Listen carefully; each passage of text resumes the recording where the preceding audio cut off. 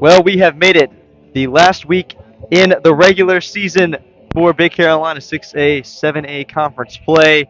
DH Conley taking on Jacksonville tonight on senior night.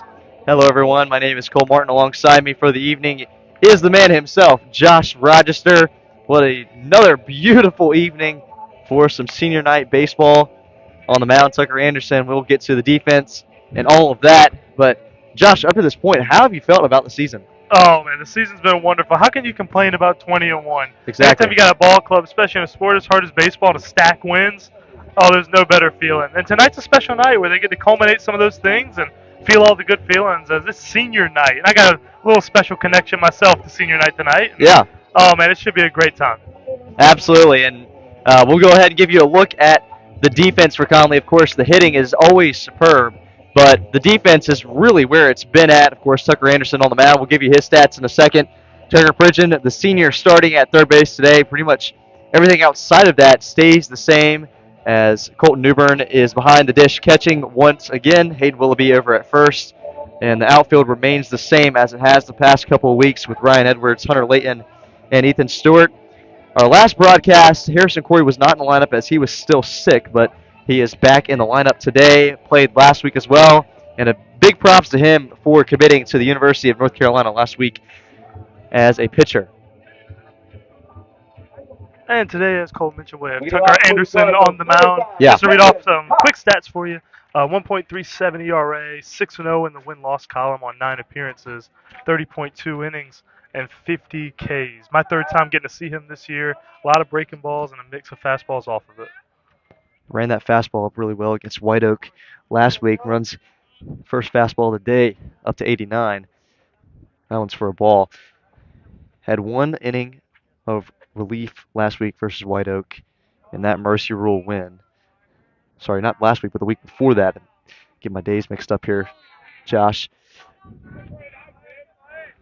But his two starts before that, prior to that, seemed like there was maybe some shaky stuff going on. Wasn't quite finding the zone well. When he was locating in the zone, it was in way too of a hittable location. But a really good inning of just trying to clear the thoughts out of his head, out of his brain. Just go attack and pick up the outs, pick up the strikeouts, boost your confidence a little bit. That's what he did last week.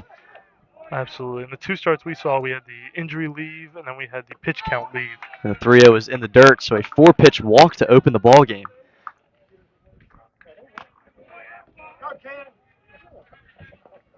Now batting the left. Four straight fastballs to open up the night. So we see the approach. We're going to go directly after the hitters. Got a club that you feel confident against. At least you're not trying to show them anything early. So here's Cannon Smith, sophomore, batting .254 this year. 15 hits, 3 doubles to his name. Also has some appearances on the mound. We'll see if he throws tonight. He'll foul that one out of play. That one clocking in at 90 miles an hour.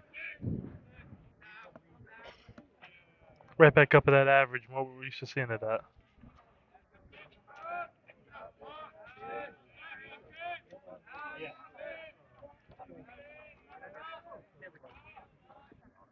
On one breaking ball, and that one's lifted out of play again. That had some really good dip, really good bite to it.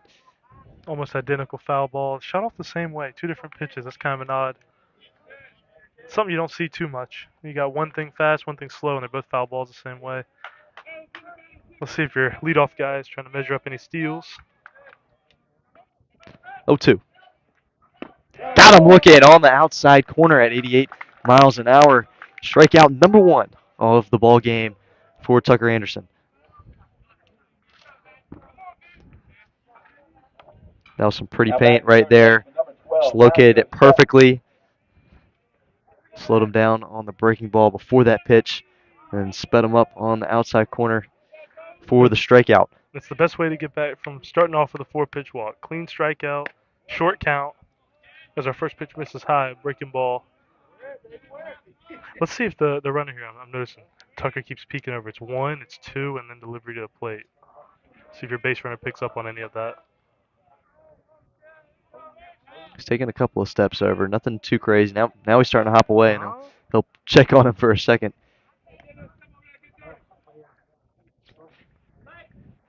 Vasco Sutton at the plate this year as a senior. He has brought the pop for this lineup. 9 doubles to his name, 2 home runs, a 327 average, and that one's going to hit him on the helmet, and he'll take first.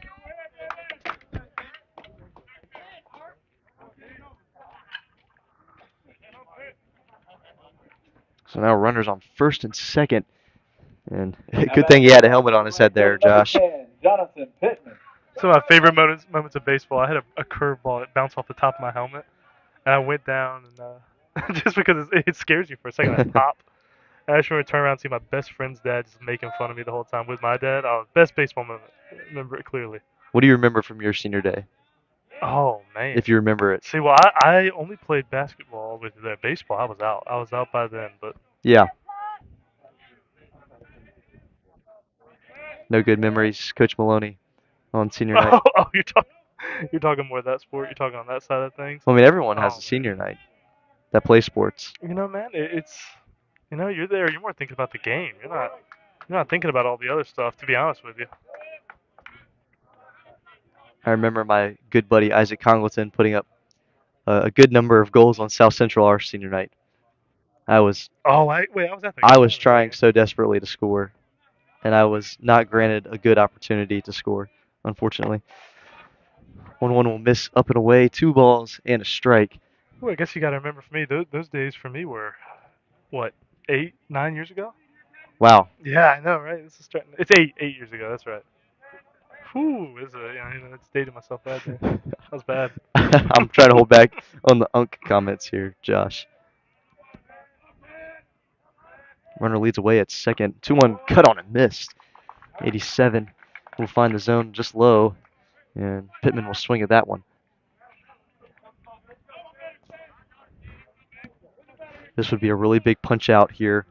Runners on first and second with 1 away in the inning.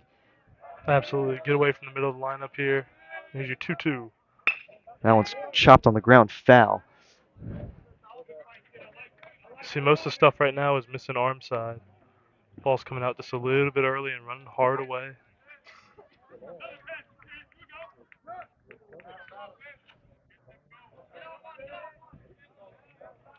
We'll see 2-2 again here in just a second.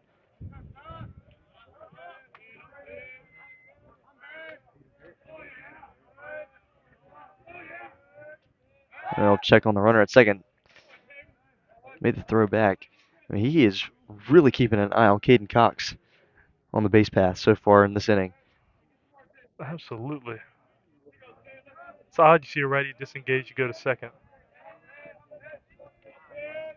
He doesn't have too big of a lead so far tonight either, but he's hopping a lot, and I think it's just a little bit distracting. That second look back has caught his eye a couple times. Saw the JV team win today for DH Conley. I don't know if it was the head coach for JV or if it probably was the head coach for JV. I saw him got tossed. Oh, really? Yes, that one's grounded over to Pridgeon at third. He won't throw to second, but he'll get the runner out at first base. And now there are 2 away in the inning. But yes, I didn't know what the argument or dispute was. I saw him come out, and he was arguing with one of the umpires. And he started to walk back, and then he turned back around and said something else. Before I knew it, the umpire threw him out of the game. So very odd to see that happen in a JV game. I've never seen that happen before. That one's lifted straight up in the air into shallow left field. Brooke Niddle is calling everyone off. No, it's Ryan Edwards making the call and making the grab for the Vikings to get out number 3. We'll head to the bottom of the first as the Cardinals strand a pair.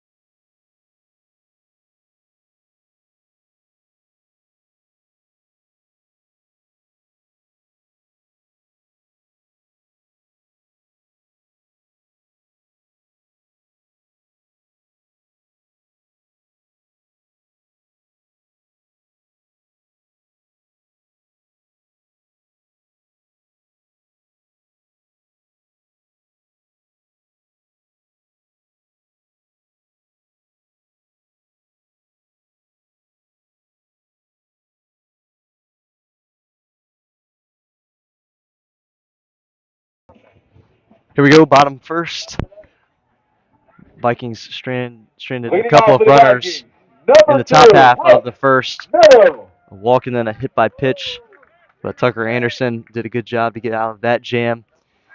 And so now we will see this lethal Vikings lineup. And Josh, if you want to give us a little rundown on our pitcher today, Ryan Yates for Yes, and Jacksonville. today Jacksonville will be sending, as Cole said, Ryan Yates to the mound. Just a few numbers for you. He's got 6 appearances with 1 loss, no wins in his column. He's got 12 innings pitched with 13 Ks, slightly over 1 an inning, pretty average pace. And you got a 1.17 ERA. It looks like a lot of contact. Thank you very much, Josh. And it is a quick 0-2 count to Rook Niddle. Yeah, got a strike throw is what it seems like. Got a low ERA, but low K rate. But not a huge sample size here. 0-2. We'll chop that one on the ground. Got him to roll over. That one's going to go foul. Well, I was taking a look at the numbers when I was building my stat sheet, and from the last time I broadcasted till now, the batting average jumped up .02, I believe, and so it was about 290-ish, and now it's up to 319. Saw an increase of 40 runs over that span since we last broadcasted, and I'm trying to get my memory right. That was the New Hanover game, and so the stats on this sheet, that one's grounded. That one's going to go in play. Lewis has it. It's 3 unassisted for the first out. But the stats include 3 games where they put up 40 runs between those 3 games. Or nearly 40 runs, I should say. Now batting the Sounds like the bat's designated hitter, pretty number cool. 23, Brody Brandon. Large majority of them were legitimate RBI situations.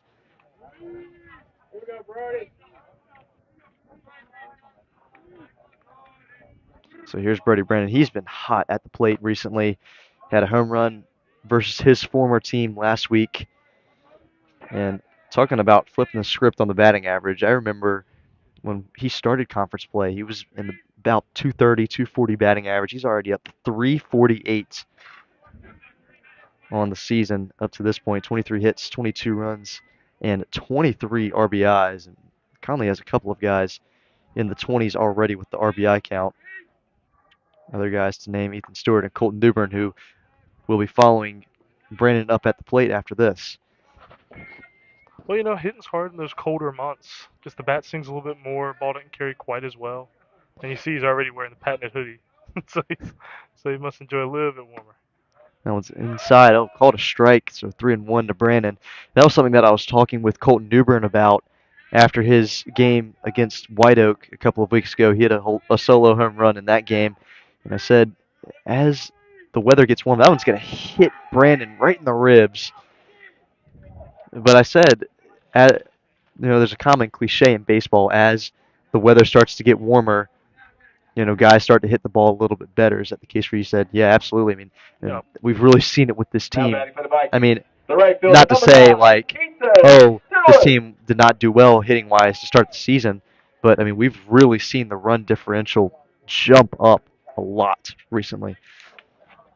Oh, absolutely. Just the difference in how the ball's traveling and what it feels like off the bat. And honestly, just experience with how many pitches you're seeing and getting back into a rhythm. Say the early months are hard. It favors pitching. Then it flips to batting, and back in playoff time, it flips right back to pitching. First pitch to Ethan Stewart is in the dirt. He struggled just a little bit over the past couple of games. I saw that we had a dip to 400. We did. He has dipped down to 400, which that's just incredible to think. Like, oh, he's been struggling, but he's still sitting at a 400 batting average. Runner will go. There goes Brandon. Throw down is off to the left and not in time. And so Brody Brandon swipes his 9th bag of the season. Well, great play allows for great stats, and so anytime you can say that.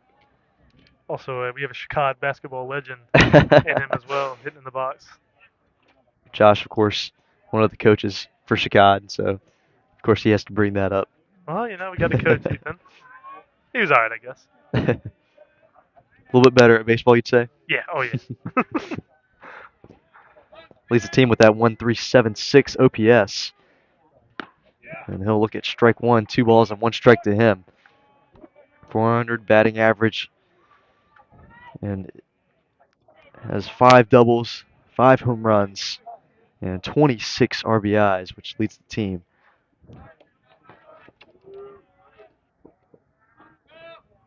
Next pitch upstairs.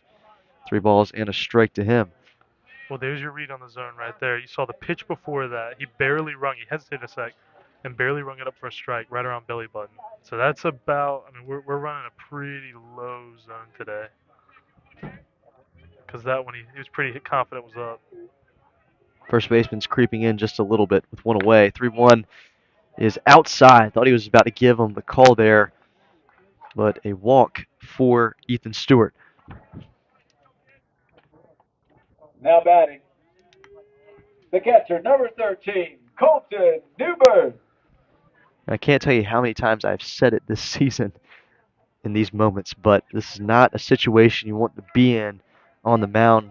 Only 1 out in the inning, 2 runners on base, and you've got the cleanup hitter at the plate who just so happens to be an East Carolina commit. And we'll leave the first pitch in the dirt. Colton Newbern in that high 300s batting average, 381. 24 hits on the season for him. And that leads the team in that category. 1-0 is up high. 6 doubles, a triple, and 5 home runs. We'll see pitching coach come out to the mound and talk with Ryan Yates for just a moment. And we see Ryan's been elevating everything out of the stretch. In the windup, he was down. Everything was normal. And I will admit, that's a really hard adjustment to make if you do your whole warm up in the windup to start an inning. That's why I was more of a guy that liked to vary it. Like it was more 4 pitches in wind, 4 pitches in stretch, and then we throw down. But he pretty much warmed up straight in wind up, and now you see it alternate to stretch, and everything's high, everything's up, and so just the little things, man. This is a good mound visit. He'll talk to him a little bit, get adjusted, see if Colvin can hit one out. We'll see home plate umpire John Conway go break up the mound meeting. He's behind home plate, and then David Johnson out on the bases tonight for this one. Softball's already a big time. From what I heard, they put up 9 runs in the first inning, and they had a very impressive win at New Bern last week. 4-1 was the final through 11 innings of play. And they started at 6 o'clock. We started baseball close to 7, and they were still playing by the end of the baseball game. But how about Kendall Howard going all 11 innings, striking out 21 batters? All 11.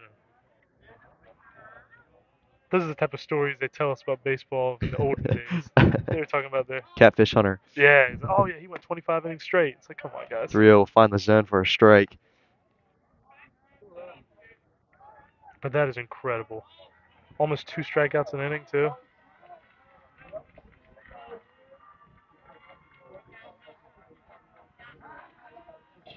Yates will step off the mound for a second. And we've talked about this before as well, is that's a much natural pitching motion is to go underhand. And so you see pitchers last a little bit longer in softball. 3-1, he gives that one a ride. That one's skied up in the air out in the left. That one's carrying just a little bit. Smith is at the wall and makes the catch. Brandon's going to tag up. The throw goes to the cutoff man, but no throw over to third to Sutton. And so runners on the corners now. Just got a little under. You didn't hear that good thud, but still got it out to the warning track. And I will say a great job by your left fielder, not taking the bait and launching it straight to third. You're trying to set up to see if you can bait him. If you're an outfielder in that situation, and you have a first and second, and you know the guy from second's tagging, you want to keep the double play in order, even though there's already 2 outs this inning. It was just a good technique. Everybody doing their job here. Just a grain higher on the swing there off on the baseball. I feel like that might have carried out. Oh yeah. He hit it pretty well and got underneath it. Ethan Stewart will take off. They look to do the double steal, and so Ethan Stewart hangs up there for a second. He takes second base. And so that will be his 7th stolen base of the season.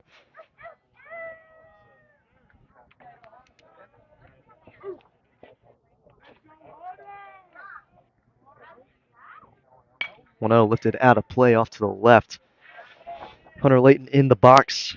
He is a senior, of course, batting .312 this year. 20 hits, 16 runs, 13 RBIs. 3 extra base hits for him. One of those a home run at Cardinal Gibbons, and the Vikings' only loss of the season.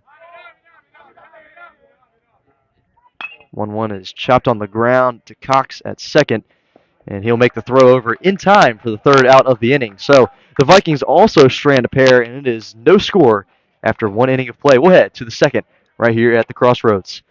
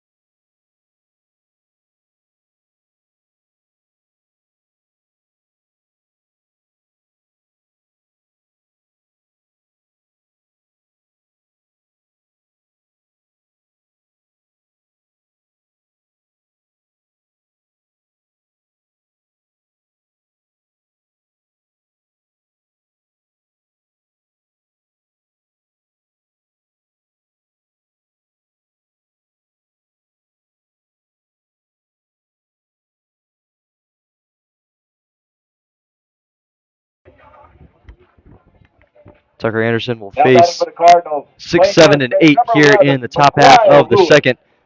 Fairly decent first inning for him. See if he'll settle in the second. Give up a pair of base runners in the first, and that one's blooped out into left center field. I don't think. Oh, he does get to it.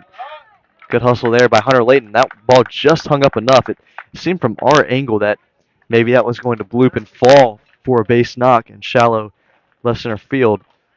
But it hung up just enough for Hunter Layton to record Now the batting first out of for the the inning. number 9, And the way we're staring Andrew into the sun Hausman. right now, Yes. it is very, very tough. Your right fielder probably needs shades at this point in the game. Maybe they'll get behind the crossroad trees here in a few. So 1 away, and that one's fouled straight back into the netting. Uh-oh. Felt like almost identical first innings. You know, finished with guys on second and third. No hits, more wild pitches, more walks to Let's start us off. wave Big that swing for and strike miss. 2. And yeah, you're definitely right. Very identical first inning for both squads. 1 away, and Anderson's already up 0-2 in this count. He'll get him looking on the breaking ball at 78 miles an hour, and that was a pretty pitch to drop it right in there for a strike. Make it 2 strikeouts now on the ball game for Tucker Anderson, and Carter Moore. both of them courtesy of a strikeout looking on breaking balls. That's something that we talked about pregame. What you mentioned, at least, on the outlook on Anderson is he's got a really good fastball, but he's really been locating his breaking ball well the last couple of outings. Absolutely. He uses it in some counts you wouldn't expect from a high school baseball player. I mean, he's willing to throw it for first pitch strike, throw it in 2-2 counts.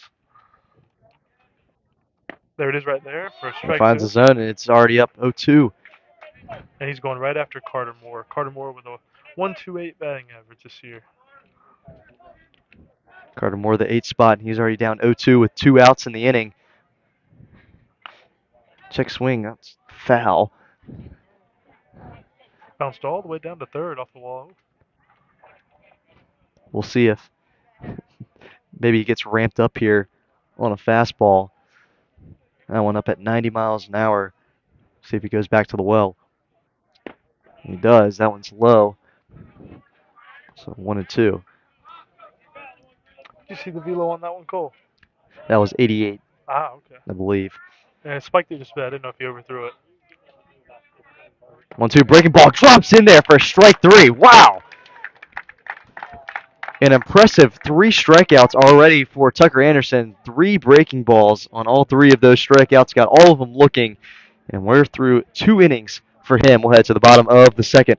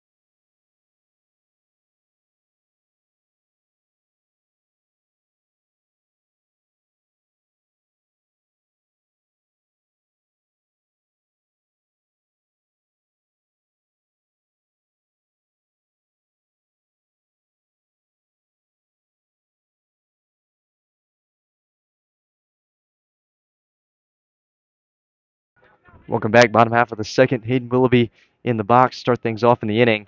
He'll look at ball one, and we got to give you another update This is going incredible. on over at the softball field because it is just pure dominance right now. 19-0 is the score, and they're still in the second inning. There's got to be some rule. There is. They're through 3 innings. I No. mean, a Sorry. two-inning Sorry. rule. Four innings maybe. I know 4 through 10, or 10. No, sorry, Four 15 is through 4, 15. Yes. 10 through 5. But is there a two-inning rule? Could it be like I 30 don't, I runs? don't know if they do. Rip. That one's ripped on the ground. That one's going to stay fair down the third base line. It's going to go all the way to the wall. Smith's having some troubles with it out there and finally picks it up and throws it in. But a leadoff double for Hayden Willoughby.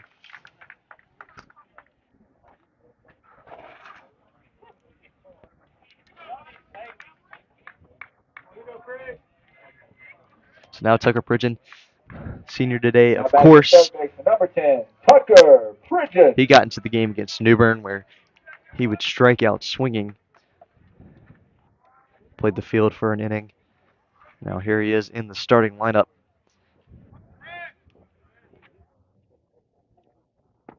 He's got a runner in scoring position, no outs in the inning.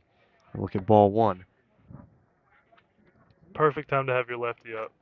Because even in this scenario here, he has a chance to pull this ball instead of push it and just at least advance the runner. If you can't get a hit, make it productive. This is a very interesting infield setup, and he'll chop that one on the ground foul down the first base line. See the corners cheating in there at first and third, but then second base and shortstop sitting back almost near the grass in the outfield.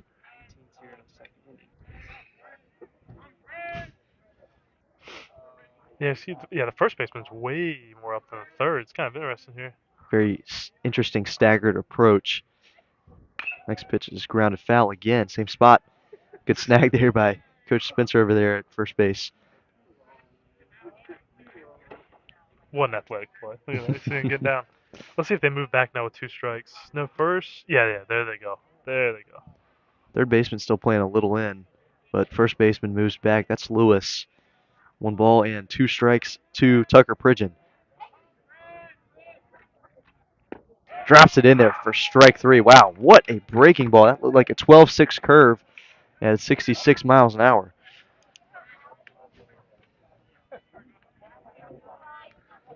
Now batting the left fielder, number 20, Ryan Edwards. So now Ryan Edwards batting 8th today.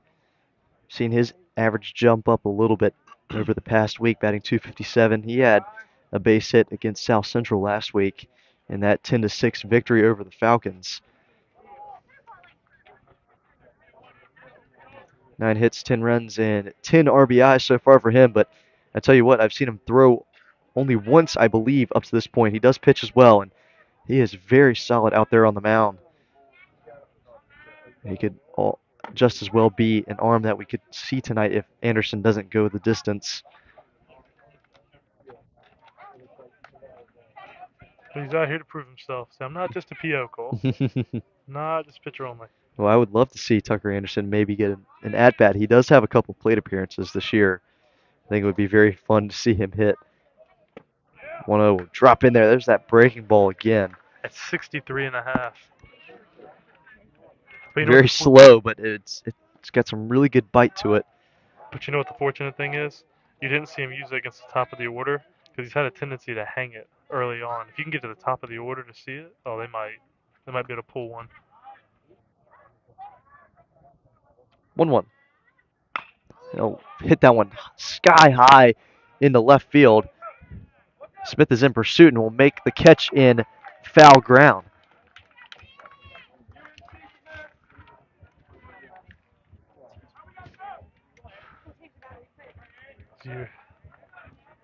So here's Harrison Corey, the recent University of North Carolina commit.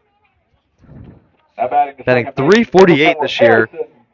And once again, another guy that we were talking about a couple of weeks ago when we were last broadcasting. And his average was sitting down around 370, 380, and now he's already up to 348 on the season. Had a very productive week last week.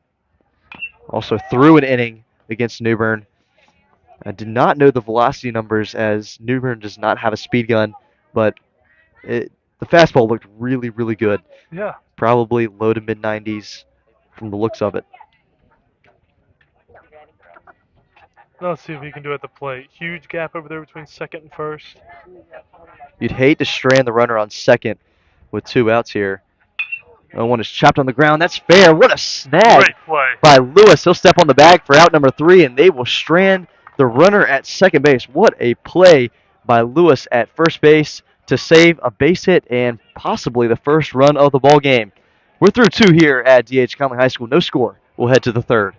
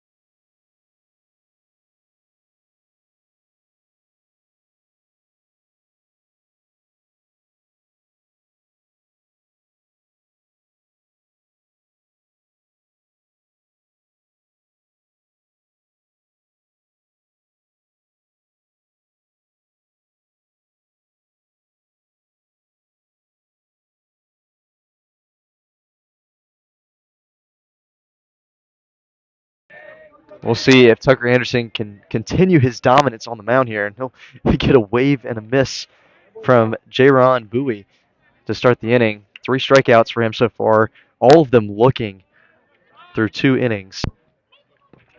That one skipped in the dirt. And I cannot catch a break with my phone leaned up against the netting. All of these foul balls, wild pitches keep hitting the net.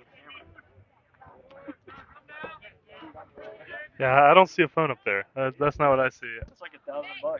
1-1, we'll find the zone. I see the streaming camera. I do not see a cell phone. No, I don't. I'm doing my very best to get our camera angle back here. And I'll keep us covered, Cole. Don't you worry. His breaking ball misses a little high, sending the count to 2-2. We'll see what Jaron can do. He has 14 stolen bases on the year, batting 163 with 12 RBIs. He's got a lot of activity in his stance, And as we go to a full count here.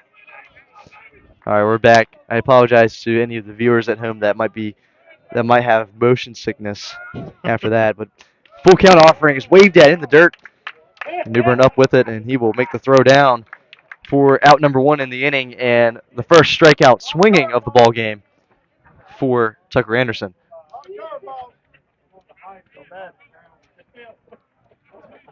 Now batting your second baseman, number 5, Caden Cox. Nothing wrong with a little motion, Cole. What's Nothing wrong that? with a little motion. You said for all those that have a little motion sickness. Yeah. Wrong with it.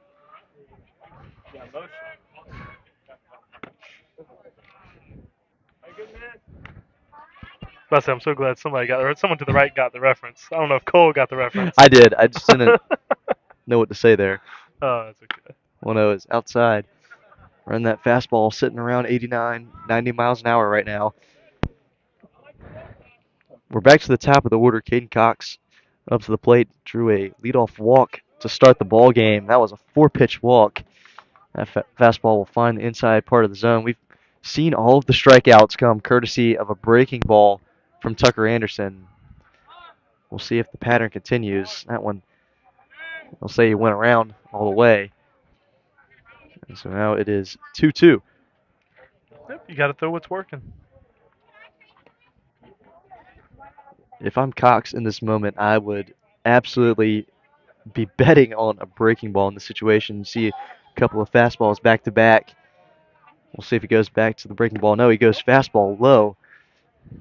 And spiking it, making a full count. Fastball at 88 miles an hour, below the knees. Here's the payoff. That one's upstairs, fastball up high. I'm surprised he did not go with the breaking ball. Had 2 opportunities to go with it. But now 2 walks in the game for Caden Cox. Now batting for the Cardinals, the left fielder, number 6, Cannon Smith. Here's Cannon Smith. He's made a couple of good grabs out there in left field so far in this ball game. We'll see if he can translate the success at the plate. He struck out looking his first time up. He's got a runner at first again. This time 1 away in the inning. There goes the runner before the pitch was even thrown, before Tucker could even move. Cox shows off that speed. I mean, we were wondering back in the first inning because Tucker Anderson was looking over in the first inning, and we finally got to see the speed there. It seemed pretty quick. It's the little things of baseball, picking up on those look-back patterns, the delivery count. Like there's 1 look, 2 look. Yep, there's a second look. And how long will the pause be? 0-1. That one's in the dirt. Good block. There he goes. No throw down by Colton Newbern, and now a runner in prime scoring position with 1 away in the inning.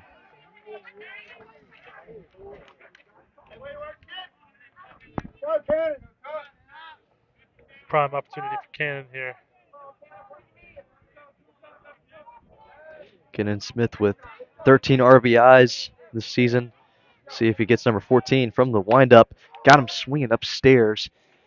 And now it's 1 ball and 2 strikes. Right on right matchup. He might go breaking ball here. And he does that. Locates just off the plate.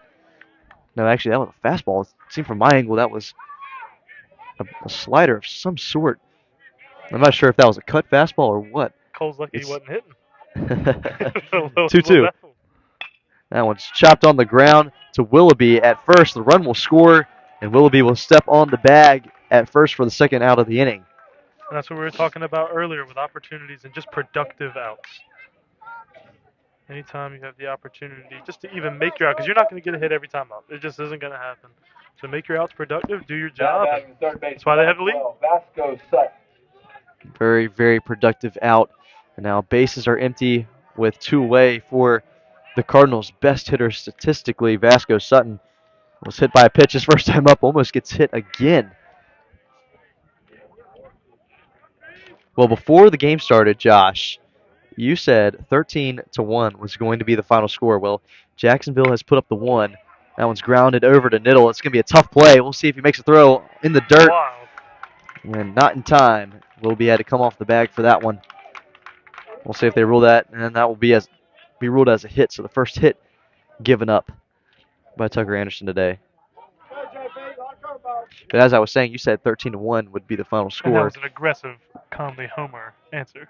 That was It was, Now batting the right fielder, but number Jacksonville 10, has scored their one Jonathan. run, so we'll see if you're Now right. it's time. And the Vikes rattle off 13 runs over the next couple innings. 2 away, runner on first. Good breaking ball again, man. That slider is working really well. And one thing that I've really noticed is that yes, it does have horizontal break at the start, but it really finishes well at the end as it comes across the plate. Yeah, I know there's all these terms now for all these breaking balls as we're about to see the 0-1 here. We'll The take pick a move to look over first. there at Sutton. Nothing happened. But we talk all the time. People get obsessed with the term. What type of curveball? What type of slider? And there was that phrase that took a lot of movement last year, got a lot of energy to it, called a sweeper, and Hmm. it kind of tracks that way. Like it's not quite a slider. Yes, It looks more like a sweeper. does have a lot of horizontal movement. That one's fouled straight back into the netting. That fastball at 88 miles an hour. And once again, we have to adjust the camera angle. Sorry for the motion sick people again. You can make the joke again if you'd like, Josh.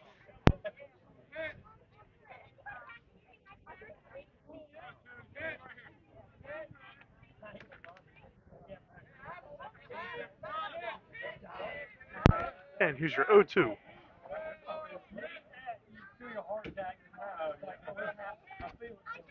0-2 is grounded over to Niddle. He'll make the flip over to Corey at second for out number 3. So the Cardinals strand a runner here in the third, but they score a run in the top half of the third. They strike first in this one. Cards up 1-0 as we head to the bottom of the inning.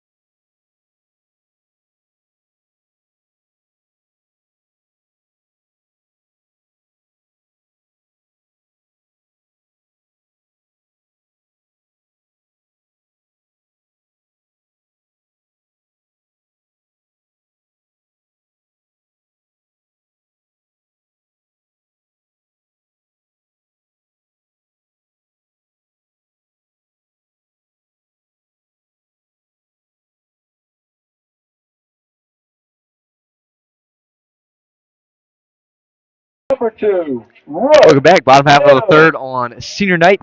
Jacksonville up 1-0, and we will see our first pitching change of the ball game. As we see Vasco Sutton take the place of Ryan Yates out there on the mound. That's the first pitch. Is a strike. Just to give you an update on our defensive changes, Ryan Yates, first pitcher of the night, has moved straight to third base. In replacement, the starting third baseman, Vasco Sutton, has come to the mound with a 3.5 ERA. He's 2-1 in the win-loss column with a much larger sample size. He's at 30 innings pitched, with 59 Ks, so a high K rate. There we go. 1-1 is the count to Rookniddle as the lineup has turned over. Rookniddle, his first time up, rolled over and grounded out to first base. 1-1 is outside. I was taking a look at the velocity number on Vasco Sutton as he was warming up. It was running up to 86, 87 miles an hour, and I was like, that fastball did not look like how it was for Ryan Yates, so I was curious if there was a pitching change made, and sure enough it was. 2-1 is line foul, that one at 88. You're wondering what type of adrenaline he had going out there or something, but no, similar arm motion. You can see he's got that the glove that he tucks in when he brings it through, and he's more over the top. So it's not bad to confuse it. It looked pretty similar.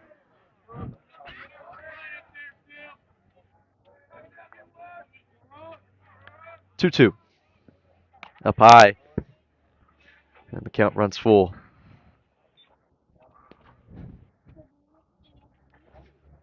Is there any issue with pitchers tipping their pitches in high school? Is that a common thing? Even if it is a thing, are batters that skilled to pick it up? We never heard much of it. Payoff drops in there for a strike at the letters. Man, what a pitch there from Vasco Sutton. Different type of curveball than what they were seeing in the first 2 innings. Got to take some adjusting to, but no, we never saw that too much. At least most of the time it would come from coaching staff, or maybe a guy that was on the bench, or a guy that just hit that maybe pick something up like, hey, he showed a tendency to throw this pitch in this count. There's all sorts of things like that, but tipping pitches, it has to be very obvious because we're not in there with an iPad tracking everything, trying to figure it out. So here's Brody Brandon. Nice. Yes. Brandon got hit by a pitch right in the ribs, and Josh, it feels like every time we jump on a stream, and I was surprised you didn't mention it when he got hit in the ribs, is how you've cracked a couple of ribs yourself. I have. And so I thought you were going to mention it at some point. You're like, oh. Oh, no, I don't want to share I know that feeling. I know that feeling. No, I don't want to share too many stories, but yes, I do know the feeling. It's a whole different world when it's 90 plus hitting you there. It just is. It's awful. It's awful. 1 ball and 1 strike. Rip that one out into the left center field gap. I don't know if that's going to go all the way to the wall. It will, as Norello misplays it. And Brody Brandon gets in there with a 1-out double. And the hot hitting just continues for Brody Brandon. Really seeing the average start to jump up big time for him. If I remember correctly, that was Brody that hit the home run to when we were last broadcast the game together in the same for Jay Trose against Jay Trose. Well, actually he hit it to right center field. It went just to the right of the end of the batter's eye. That's is right. where it went. But you're probably thinking of Colton Newbern. His home run went to that area, pretty went even in the field over the trees. Yeah, that's right. 1 away in the inning, and here's Ethan Stewart. That one's in the dirt. Drew a walk his first time up, and one of the unique things that I got to do on Thursday with taking pictures and videos of the guys at Newbern was just the connection I got to have with them. I got to talk with them throughout the entire game, and one of the things that we were talking about was Colton Newbern and his home runs so far this year. 1-0 will find the zone for a strike, and one of the home runs he's hit this year came against First Flight. I did not know that game was being played that day. It was a late addition to the schedule. Unfortunately, I did not know about it, so we were not able to broadcast that. But Colton Newbern hit a home run in that game, and apparently, from what the guys were telling me, it went all the way past the parking lot over there in left field. That's how far he hit it, and he hit it on the fly is what I heard. Now, I don't know how much of a stretch that was. And this is backside. You said left field. No, for Colton Newbern. Colton Newbern, and he hit it over the left field, yes. Oh, yes. We put a charge into it. So I don't know if that was a lie or what. 2-1 will find the zone. That looked like a changeup, and that had some really good arm side run. But I can't even imagine a home run of that caliber. I mean, that was well over 450 feet for sure. And I wonder if it's where they found the ball. If somebody was out there and saw it land out there. Once again, it's high schoolers. You don't know if they're lying or not. Yeah. Which I'm a high schooler myself. I shouldn't be saying that. 2-2 is fouled back into the netting. And the motion sickness continues. It actually did not move the camera that bad, so we will not get up to readjust it. Runner on second, that's Brody Brandon. Had the 1-out stand-up double. Now here's Ethan Stewart, 2 balls and 2 strikes to him. That one's up high, leaves it, and the count runs full.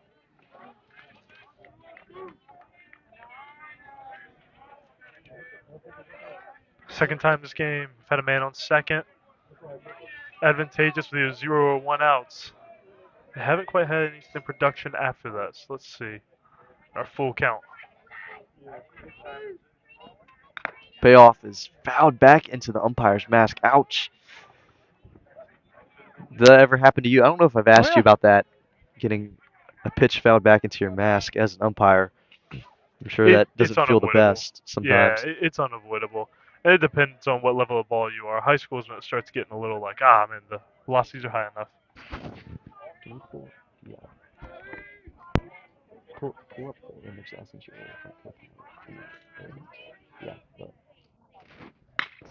Full count is ripped down the first base line. That's going to get over the glove of Lewis. Here comes Brandon. He'll score. And so an RBI base knock for Ethan Stewart to square the game up at 1.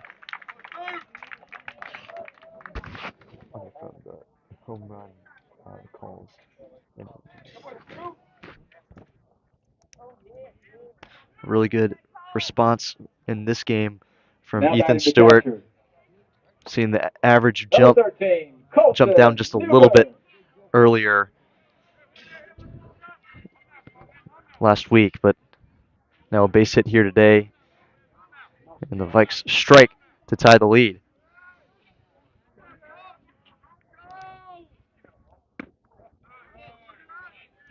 First pitch to Colton Newbern will not find the zone for a ball.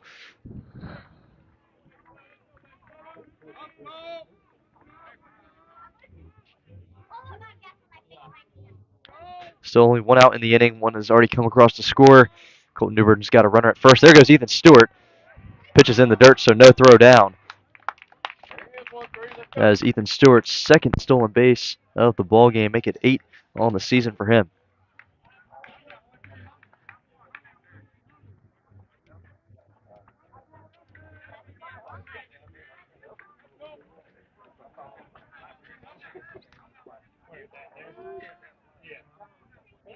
Now with Ethan on second, here comes your 2-0.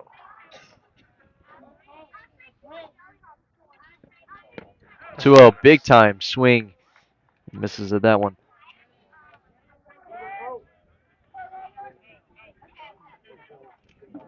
As the lights are coming on here at the crossroads. Sun has officially gone behind the trees. We were just waiting for that to happen, Josh. Oh, it was causing trouble for a little bit. Anything on that left side. 2-1. Leaves the breaking ball off the plate.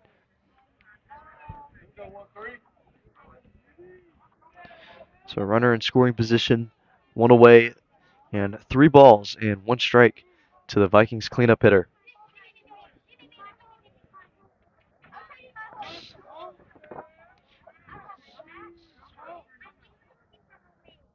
Three-one is grounded foul. Got to see a little bit of a better effort there by Coach Mills. Just stuck his hand out there and did not make a pass at the ball.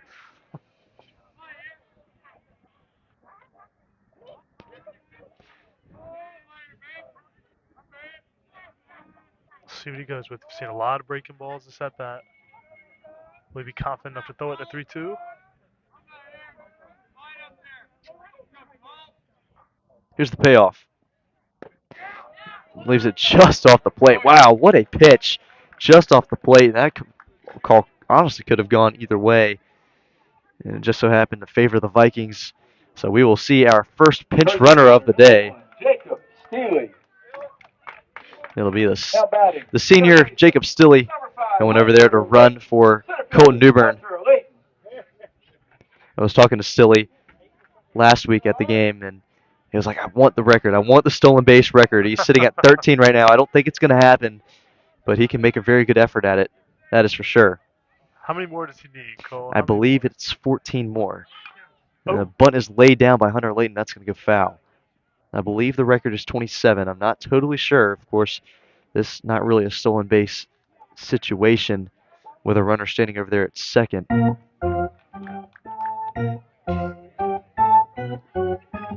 guys. They've cranked up the ballpark tunes. They've cranked up the ballpark tunes. Oh yes, I could hardly hear you over that. Exactly the same here.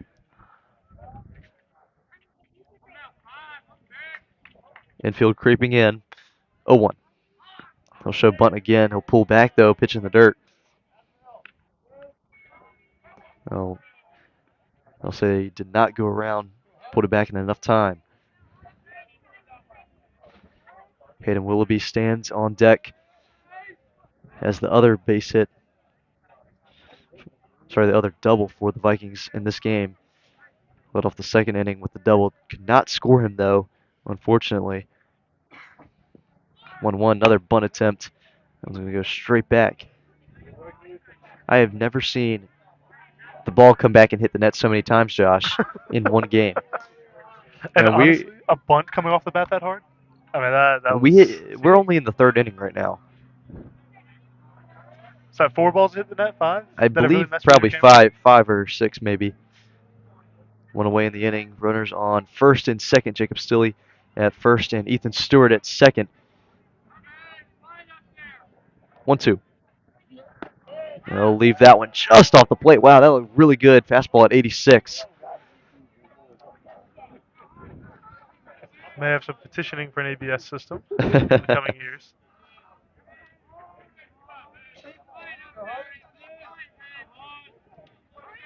Huge leads on the base pads. So now 2 balls and 2 strikes. He'll chop that one on the ground. Right back to the pitcher, Sutton. Throw is not made in time. That was an error. That one's going to go all the way out to the outfield. Ethan Stewart will score, and Jacob Stilley will move up to third base on the throwing error by Vasco Sutton.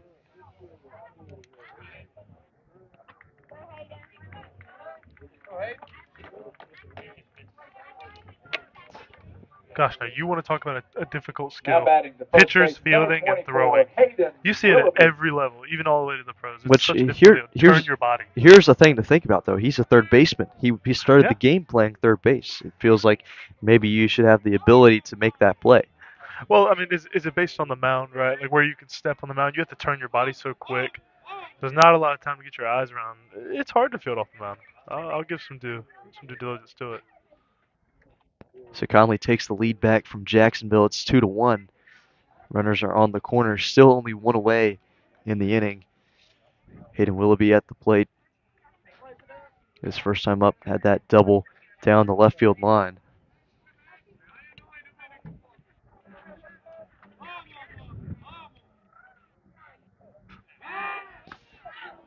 Sutton will check on the runner at first. Not in enough time. It seemed pretty close, but I think from our angle it seemed like he was back in safe. Hard call for the umpire. He's all the way in the B slot back there. So he just sees these. There we go. There's that umpire terminology. 1-0 is fouled back. I believe that caught the catcher. Yeah, and so you're really just judging where that slap is. If you're not on first base, and you got him on the back, you're not thinking you're gonna call that out.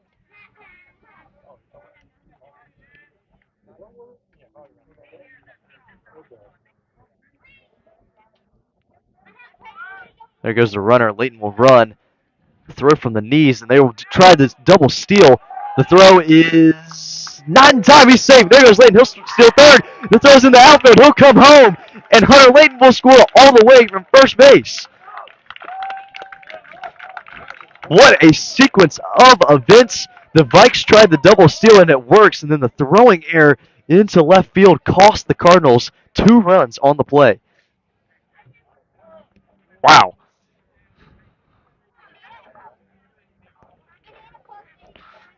I cannot believe what we just saw right there, Josh. We saw Hunter Leighton go down to second, kind of stalled for a second, then the throw from the knees by Houston all the way down to second. Of course, Jacob still using that speed. Came home. Bowie crept in at shortstop to make the grab short of second base and threw it home. It was not quite in enough time. It seemed like Houston was blocking the plate just a little bit. Still he scored. It was in time. It was just the ball getting knocked out. Yeah, when he came over to cover the glove, that ball came right out. Well, even if he had possession of the ball, I wasn't sure. I felt like, personally, I thought the ball, I felt like Stilley might have been in there safe, just barely, just by hair, but we'll never know We'll never know. as Who knows? Houston juggled the ball just slightly, and then, of course, made the throwing error over the head of Yates at third base. Ball went out into left field, and Hunter Layton was able to score. Well, that is why they pay the umps the big bucks to make those tight calls. It's not about the obvious ones, it's about the tight ones, but what a sequence of events. Get Conley moving in the right direction here. Hayden Willoughby still at the plate. 0-2 to him. He'll lift that one out into deep right center field. Norello is underneath it and records the second out of the inning.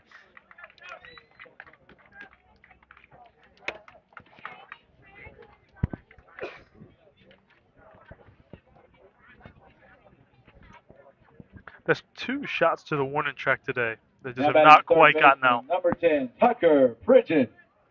Just getting a little bit under him. Backspin's not quite there.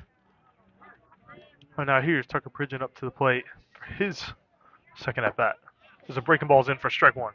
Struck out looking back in the second inning was his first at bat. We'll see if he can make contact and put it in play in this one. 2 away in the inning. 4 have come across to score here in the home half of the third, and that fastball will find the zone at 86. Maybe my prediction isn't looking so bad anymore. It's not. We're starting to move that way, just a touch. 13-1 was Josh's prediction. We'll see if it holds up. 0-2. Got him swinging. Sound like a foul tip into the mitt. And he'll get Tucker Pridgeon down on strikes for the second time this ball game. Well, we will see Tucker Anderson come back out to the mound in the fourth, but the Vikings score 4 to take the lead back from Jacksonville.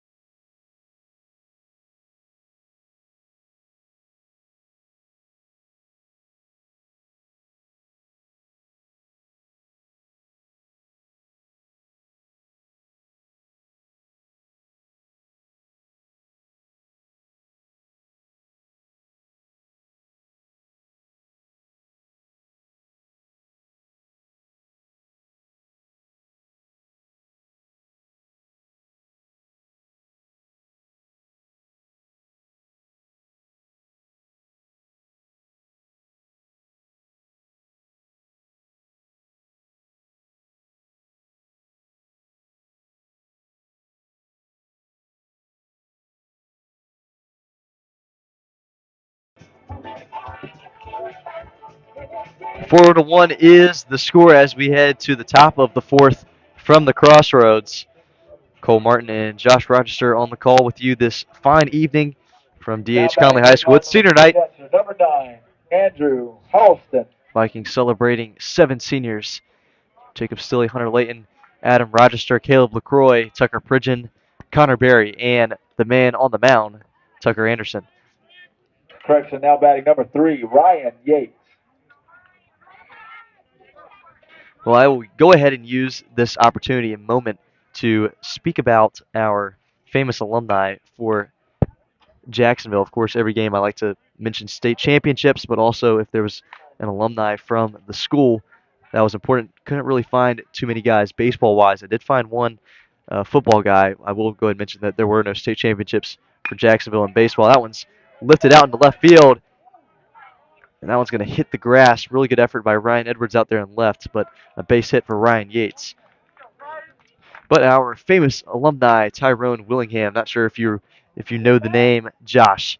I'll gatekeep the stats here for a second as I read them off. Keep the stats. Okay. But head coach for Stanford from 1995 to 2001, was the head coach at Notre Dame from 2002 to 2004, and did coach at another school after that. I did not write that down, but what I mainly wrote down was his time at Notre Dame, where in his very first season at Notre Dame in 2002, Started off 8-0, eventually got his team up to the number 4 spot in the country, might have had a shot at the BCS. The throw down is in time. He is out. What a throw by Colton Newbern. Great recognition to get Yates out at first. But it all came crashing down after they played USC, where they lost by a score of 44-13. And they would go on to lose in the Gator Bowl against NC State by a score of 28-6.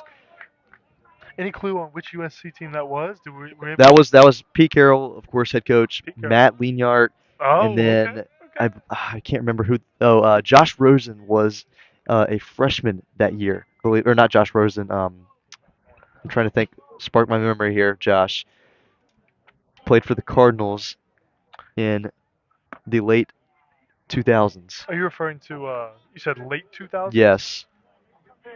Talking about Carson Palmer. Yes, thank you. Carson Palmer, Thank you. yeah. Thank you. I was blanking on the name, but Carson Palmer was a freshman that year. That was before the time of Reggie Bush, but of course that whole time period was USC, Miami, and then of course Notre Dame Now batting the catcher, up to that number point. 9, Andrew So Howard. very interesting to see an alumni from Jacksonville making it up to a stage like that. Yeah. It just don't really get that local stuff like that. Very neat to see.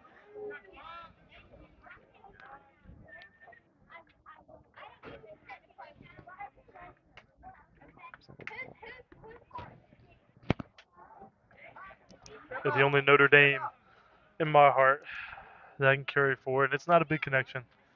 Is that bad man Quentin Nelson? I will always hold on. There's a Notre Dame. That's the only connection there. Maybe a little Andrew Luck for Stanford. Got a few, Okay. just a few, Yeah, notes, yeah. a few reasons for love There you in go. my heart for those two schools. But Well, Tanner not much McKee. else. Tanner McKee is my love from Stanford. Tanner McKee. Okay. That one's waved at. 89 on the gun. We'll see if Tanner McKee gets booted after the Eagles drafted a quarterback this year out of Oh North no. Dakota State. You know, the last guy to play for the Eagles that came out of North Dakota State? I know him because I had to watch him play too. It's Carson Wentz. That's right. It was awful. That is right. It was. Man, I will never forget the Tore his 360 no scopes. tore his ACL, but in my opinion, did lead the Eagles to the Super Bowl, even though it was Nick Foles' job in the playoffs that year in the 2017-2018 season. But never forget Carson Wentz pre-injury, especially that year. I mean, he was on an absolute tear before he injured himself against the then lost. Well, I'm trying to think. They were not in St. Would Louis. they be St. Louis? That was the Los Angeles Rams when they played in the Coliseum. There you go. The early on years of that. 1-1 is up high. No, I try not to remember the Carson Wentz year with well I can. And I try not to remember the couple games Nick Foles played for the Colts. I try not Oh, come to. on now. It was rough. It was really bad. Oh, wow. 2-1 will not find the zone.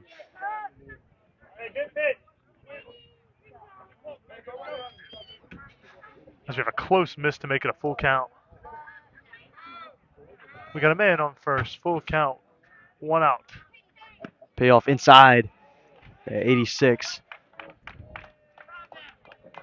As we see it go to first and second. We will see head coach Jason Mills come out to the mound. We'll see. What do you think he's going to say in this moment? I mean, of course, they're not going to pull Tucker Anderson in this spot, I believe. Yep, he's going to check on him real here. Let's see if this is a whole team. I know the whole team's coming up, and that's per usual with Conley. We've seen that the whole team comes up, but this seems just more pitcher to coach. He's trying to calm him down, see how he's feeling. Maybe you saw something mechanically from the dugout.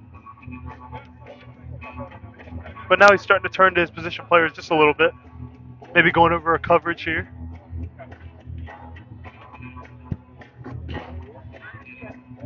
But out goes your umpire, the sacred 30-second rule. Can't linger beyond 30 seconds. They close it all up, and we go right back to play.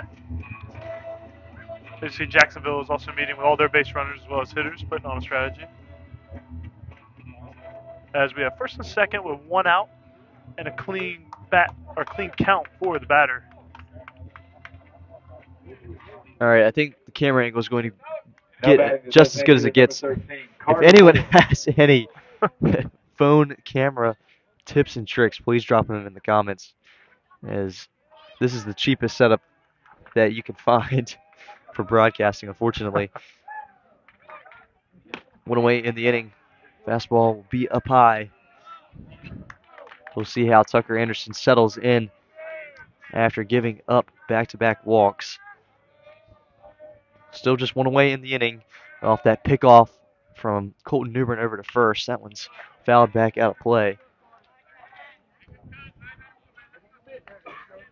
So we've seen some pretty consistent misses, arm side up, that have led to these walks. Every leverage count, we've just seen the ball rise just a touch. A very, very strong 3 innings from Tucker Anderson, but struggling here in the fourth, maybe just a little bit, and saw the breaking ball slip there.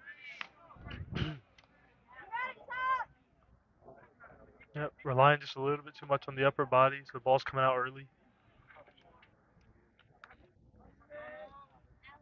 2-1. Up high.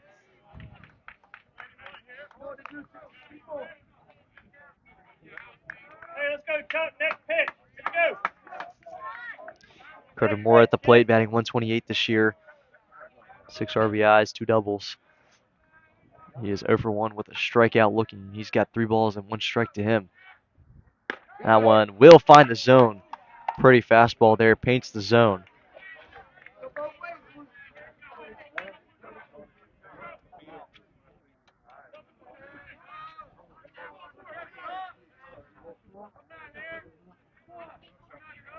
Here's the payoff. Leaves that one off the plate at 87. The bases are now loaded.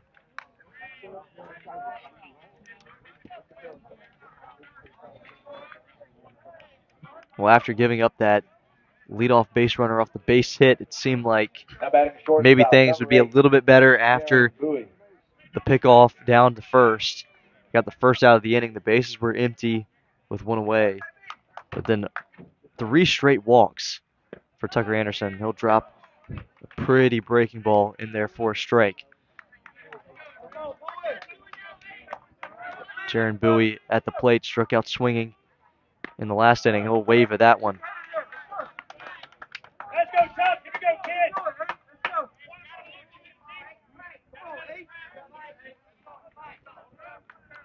One away, bases are loaded. Here's the 0-2. He'll line that one out into right field. That one's going to hit the gap in between first and second. The throw comes in, and so the Cardinals will play station to station and score another run.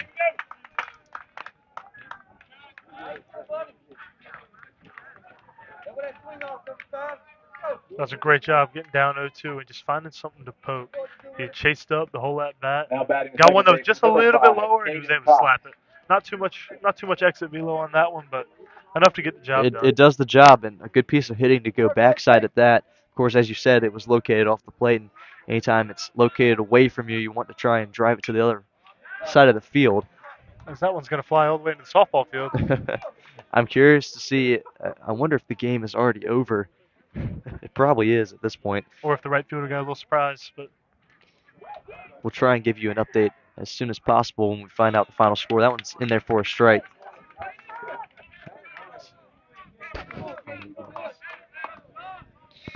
Sounds like the final score was 19-0 after 3 innings for the softball team. 0-2 is spiked in the dirt. That's going to hit the netting. Newbern cannot make the throw in enough time, and run number 3 comes across to score on the ball game for Jacksonville.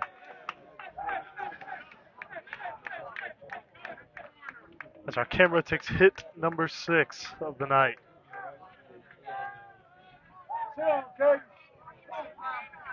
Ladies and gentlemen, we just want to give a big shout out to our camera operator and my co-host Cole Martin for all the work he puts in. I'm trying my very best to get the best angle here.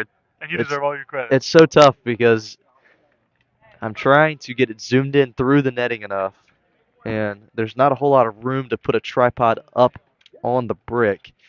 So each time the ball hits the netting, it pops my phone back, unfortunately. Well, I hope you know how much each watcher appreciates you for all the hard work. But no, really, to give the games out. It means the world. And that reminds me, if anyone out there is looking for more DHC Game Day content, head on over to our Instagram page. We have so much content over there, videos, pictures, interviews, everything. 1-2 is cut on and missed. That was going to go all the way to the backstop. The strikeout counts, but the runner is safe at first, and the runner comes home to tie the ball game. And the outs for Maine at 1 as first base was not occupied. Just a collection of mistakes, pass balls. Man, that is an absolutely brutal break for Tucker Anderson. We'll see head coach Jason Mills come back out to the mound. We'll see if maybe a pitching change will be made here. He's making Second visit of the inning. Yes, a little bit slower of a walk. And yes, I believe he will. It seems like Caleb Case is standing outside of the bullpen. And so Tucker Anderson's day is done here on senior night. We'll tell you about his final line and the new pitcher coming in just a moment right here on DHC Game Day.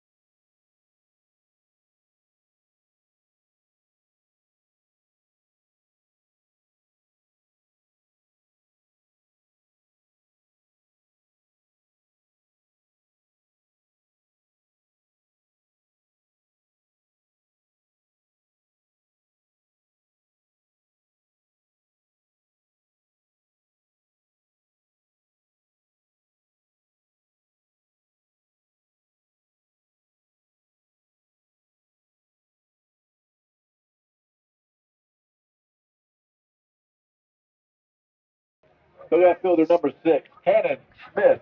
So Tucker Anderson is done on the mound here on senior night. He goes 3 1/3, gives up 4 runs, 3 hits, and actually he is responsible for the runners on the corners in this scenario if they were given up. That one's in the dirt. Runner will move up from first to second. That's Caden Cox. 5 walks and 5 strikeouts, and this is something else that we have talked about a lot in recent games over these broadcasts, is that these walks just kill you. You can't give up this many walks. Especially early innings, they just stack up way too quickly. So now runners on second and third. 1 out in the inning. We'll see if Caleb Case can work out of this jam. I can tell you one thing, he has done it before. 1-0 is chopped on the ground. That's going to go just in front of the plate. The play is made to first. Oh, and now a pickle. I'll have a rundown halfway in the middle. We'll see which runner they go after. They'll go after the runner on third base. They'll out. apply the tag for the double play on Carter Moore. So a great job of Caleb Case to get out of the inning right there. A double play to strand 2 runners, but Jacksonville strikes for 3 runs to tie the ball game again. We'll head to the bottom of the 4th from the Crossroads.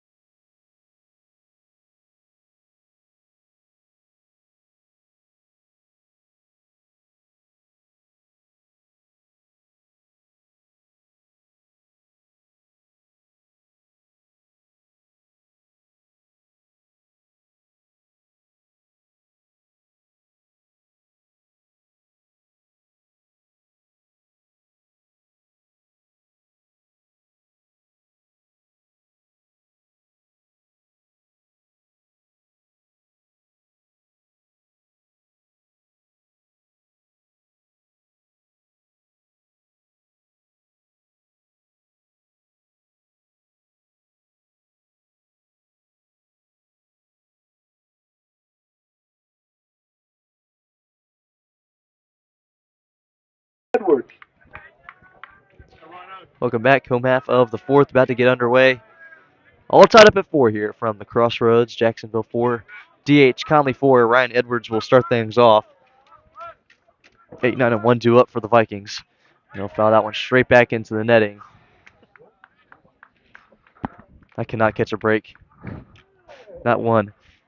Even when it's all the way far right off the netting, it's still going after Cole Martin's setup.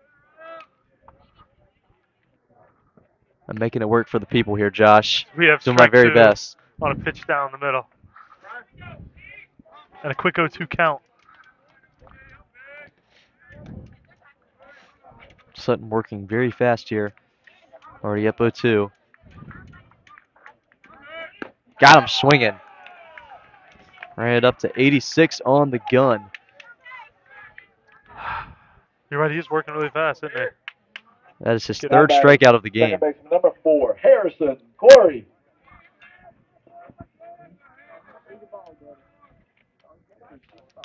So here's Harrison Corey. Grounded out to 3rd. Sorry, to first base. Back in the 2nd inning. Seemed like the ball might have been able to get through, but a really good stop by Lewis to knock it down. That one's going to go straight to the backstop. That one at 86. Wow. I mean, it's like my phone is a straight target right now. And that one in the 2nd inning was our cross-body dive over there to knock it down by the first baseman. He's had 2 of those. 2 today.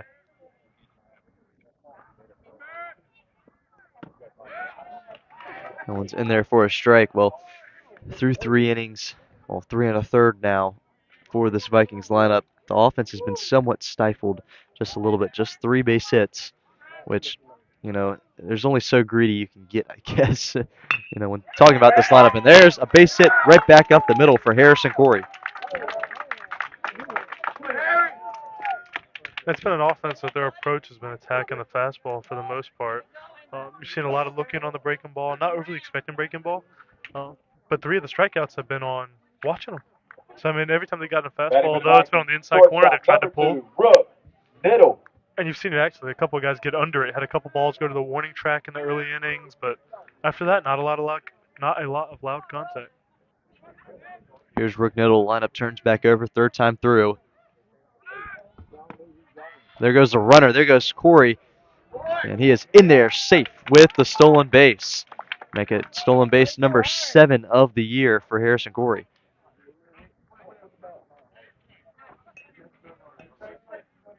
I want to give a quick little shout out to Isaac Congleton for keeping me updated on the 76ers score. keeping it close right now. Trying to stave off elimination against the Boston Celtics. Josh, we talked about not mentioning it during the broadcast, but Uh-huh. got to talk about the poster last night in the Pistons Magic game. There goes Harrison Oh, Corey again. third. That was in the dirt, and he steals base number 8 of the season. He took off even before the move to the plate. I mean, they had that set up. They had it read. Showcasing that speed. He does it all. Hits the ball, he runs, and he also pitches and throws absolute gas. So now a runner on third base with one away in the inning. And the lineup is at the top of the order. 1-1. Looked like a changeup dropped in there for a strike. And you were talking about that dunk. I mean, truly just disrespectful. I mean, there's that nothing was else about it. It's the just cleanest disrespectful. poster that I've seen. I mean, you see guys throw down the hammer over top of another player, but it's not straight, body on body like that. But, I mean, the one from last night, Kane on Duran, I mean, crazy. 1-2 is ripped on the ground, through the hole into right field, and an RBI base knock for Rook Niddle. He'll score Harrison Corey.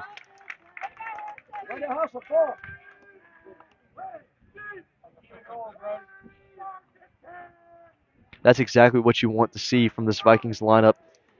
Now Harrison batting number Corey 23, showcasing that the speed. designated hitter. Really good job of Mikey moving Brennan. into scoring position and then moving all the way up to third. And then just a base hit, ground ball through the right side into right field for the knock and scores him home. And we'll see if they've diagnosed a weakness here. I mean, they ran on the catcher at will last time. We'll see if they'll do the same type of method here and set up an opportunity for him. As our good buddy John Shambi would say, there's a ground ball base hit right field. Ground ball base hit right field, absolutely. Especially when it's not the right field. Shout out to the show. Good thing they got that fixed. So here's Brody Brennan in the box, 1-for-1. There goes the runner. Looks like a hit and run concept there. He'll foul it off, and so Rook Niddle will come back to first base. They are looking to run at will.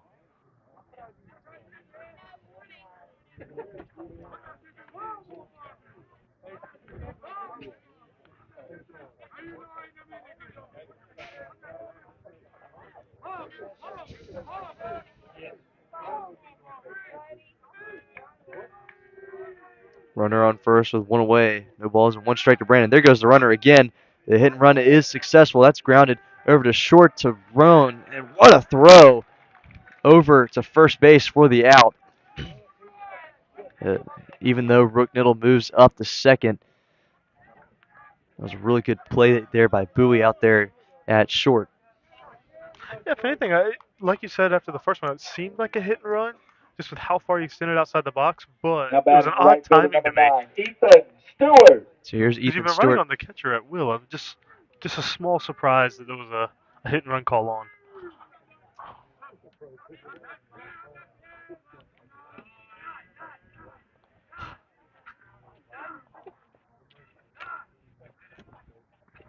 First pitch to Stewart is He's in off the the third. dirt. He takes off.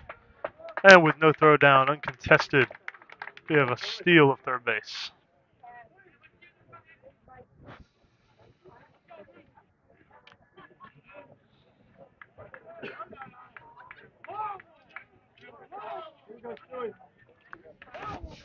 With 2 down here in the inning. With a man on third, the pitcher's going back into the windup. See if Ethan Stewart can score him home. That one's left off the plate. And just a touch outside to make it 2-0. Oh, yep, the right fielder and center fielder. That's a large gap out there. Ethan Stewart already with an RBI base knock in this game. There goes the, ooh, man, seemed like he was creeping a lot down the line. That one's going to go all the way in the dirt. And there goes Rick Niddle. He'll score with ease. Just trying to force a ball. But yeah, now we have some questions on, do we have a hit by pitch? It seems like they are arguing that maybe the ball hit Ethan Stewart on the foot. Do you think Ethan will play the game and pretend he didn't get hit for the wrong? But he immediately was shaking his head no. We have no signal. And on now the they're ball. saying that he'll go back out to the base. I'm not sure what's going on here. They'll say a hit They'll by say pitch. it did. It did hit Ethan Stewart. Man, that is a tough break for Ethan Stewart. That has got to be frustrating. We'll see if Colton Newbern can deliver a response to that.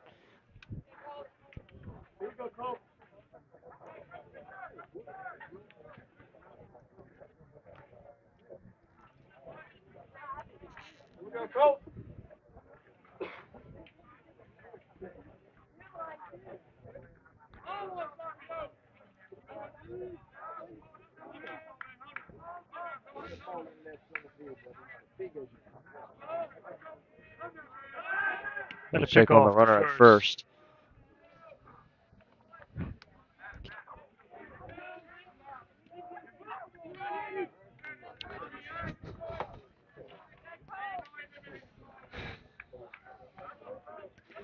Two and 0 is the count to Colton Newbern. Now drop in for a strike. There goes Ethan Stewart. He'll swipe second. Very dangerous game there. Almost looked like another double steal. The scoreboard just had not adjusted, folks. Oh, Sorry, yes. we were working on Yes, the sorry. camera and had to come back. It is 0-1. It is no balls, one strike. It's now 9 stolen bases on the season for Ethan Stewart. That one's dropped in for a strike again. Got to swing the bat in that situation. So Colton Newbern is down in an 0-2 hole with 2 outs, but he's got runners on second and third. 23 RBIs on the season so far for him. See if he adds on. 0-2 is in the dirt. Good block behind the plate by Houston. Well, we've seen both teams struggle with that tonight. Blocking those pitches all the way in the left-hand batter's box. Quite a few have gotten away.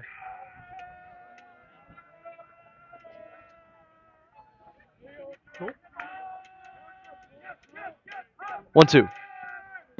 Got him swinging. A great job by Vasco Sutton to limit the damage. Only gives up 1 in the inning and strands a pair on the base pass. Vikes are back on top 5-4. We got ourselves a ball game headed into the 5th.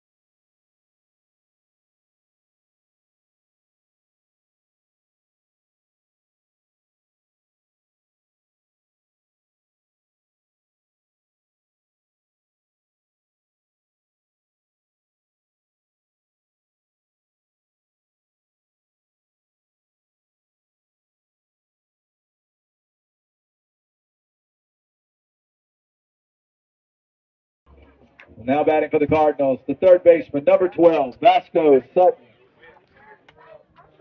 5-4 is the score headed into the 5th inning.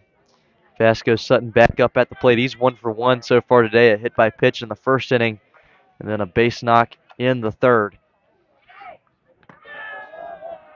That pitch in the dirt. Caleb Case still out there on the mound. Got the double play to end the inning in the 4th. A very interesting double play, I'd say. Not your typical double play. Intentionally getting into a rundown, which ends up costing you after your guy in second and third base just gets a little bit too far down the line. 1-1. Ooh, over his head. Breaking ball. Had to duck it that one. It's like a Cole Martin wiffle ball pitch over your head. Okay. Oh my, he puts a charge into that one into deep left field. That one bangs off the top of the wall. There goes Sutton. He's on his horse all the way into second. What a throw by left field. Oh my goodness, he's safe. But what a throw by Ryan Edwards out there in left field.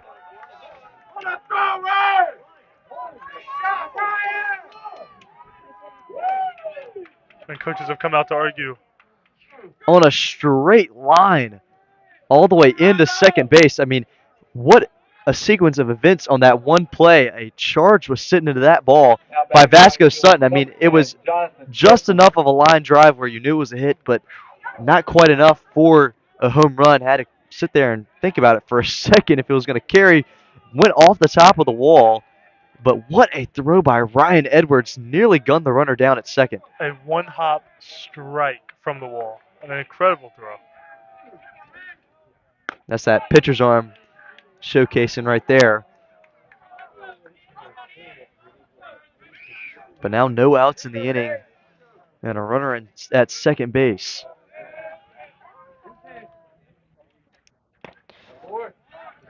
Pittman will wave at that one. On the pitch drifting down and away. 1-1 is the count. Got him a swing at that one. Maybe some frustration after giving up that leadoff double.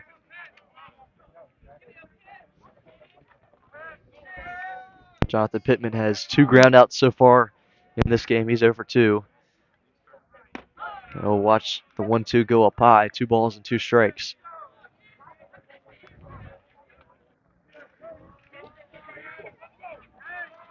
Caleb Case has been good on the mound so far this year. 2.10 ERA, and saw him throw a couple of really quality innings against South Central last week. And they'll get him to wave at that one for the strikeout. Sounded like a foul tip into the mitt. That one's going to be out number 1. Great job to hold on by our catcher Now there. batting number 3, Ryan Yates.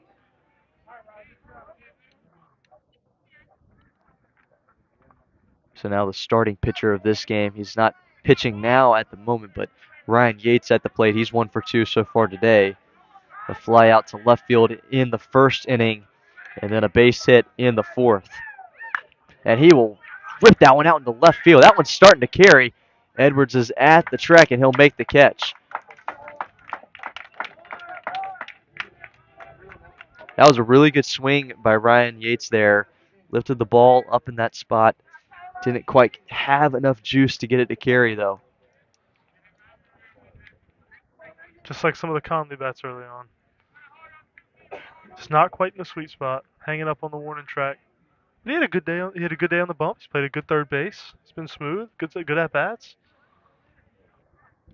2 innings pitched, 1 hit, no runs was his line. 1 strikeout as well. And that one is ripped down the first base line, but foul. McGuire Lewis at the plate, 0 for 1 so far today. A fly out and a walk. That's not common that you see someone with the name McGuire. Can you name of any people that you know of with the name McGuire? McGuire. Oh man, there's only one famous one that I know of. Who would that be? Oh, the great Mark McGuire. Well, I'm saying like The first McGuire? name. Oh man. EBK, Elite Ball Knowledge. If you're out there listening, you would come. I mean, there's got to be somebody, right? There has to be. 0-1 is in the dirt.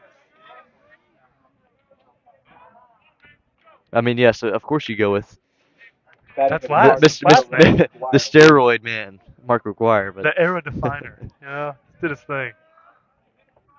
But no, I can't think of a first name one. I can't either. You know, it would be a great question on those squares that people do. What do they call There you go, squares? Immaculate Grid. Immaculate We were talking about Grid. this last week, Josh. Perfect. Come on, you have to remember that. I forget names, man.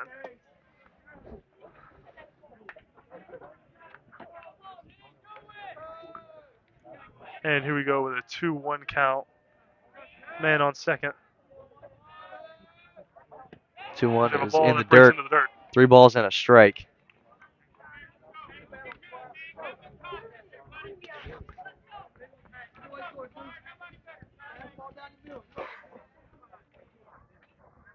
into a hitter's count as we hear fans chanting for a fastball down the middle. Well, give me the name again. You said this during one of our softball live streams. Yes, okay. The correct name for a 3-1 count. You know, it's 2-1 is the hitter's count. What's a 3-1 count called? Well, You I you, say you 3-1. said that there. I thought you had said some other name. 3-1 is out of the zone for ball 4. I thought you had said a certain name for a 3-1 count. Maybe I'm mistaken. Well, are you talking about when I was referring to? It's kind of like your spot pitch. Like you get to pick one spot on the plate in a 3-1 count. Is it that one? Was there one there? What's Now that? batting number Are you 9, referring to Andrew when I was Hamilton. talking about you get to pick a spot and it's keyhole? It's a Maybe. keyhole count. That's what Keyhole you were count. talking There about. you go. Yeah, Yes. because you pick one location and say if it Yes. doesn't go through like a key into a door hole, I'm not swinging. Yes. Yeah, but you pick That your one's favorite lifted spot. straight up in the air. That one's going to stay in play. Newbern's underneath it and makes the catch. Kind of wobbled a little bit up in the air, but makes the catch for out number 3. And so the Vikings strand a pair here in the top of the 5th. We'll head to the bottom of the inning.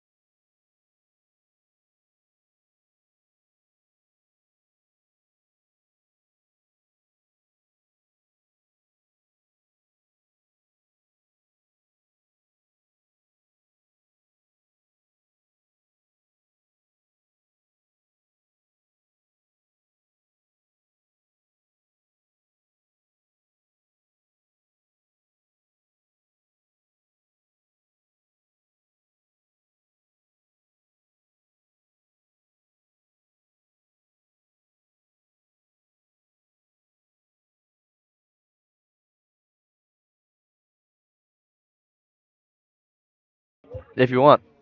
All right, bottom of the 5th, 5-4 is the score. Vikes on top of the Cardinals. Last week of conference play in the Big Carolina 6A, 7A conference.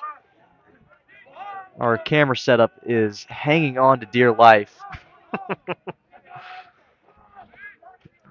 Don't worry. The crew is to the rescue. Here we go. I don't know what I would be doing if I was doing this whole thing by myself tonight, so I want to give a shout out to Isaac Congleton for helping me out. You know, you talk about posterizers in basketball. I know we're coming back to it 2 innings later, but Isaac Congleton is the name that connects. He has had some posters in our history of playing basketball, which we have not played basketball in a while, but me and Isaac have a series against Isaac's brother and one of our neighbors. So Luke and Harris are on the other side of the ball from us, but I distinctly remember a certain poster on Harris that Isaac had. Just threw it down on him, and Isaac's a whole foot shorter than Harris, so that was a bit of an exaggeration. But he is a little bit shorter than Harris, and so it was impressive. Hunter Layton at the plate. He'll lead things off here in the 5th.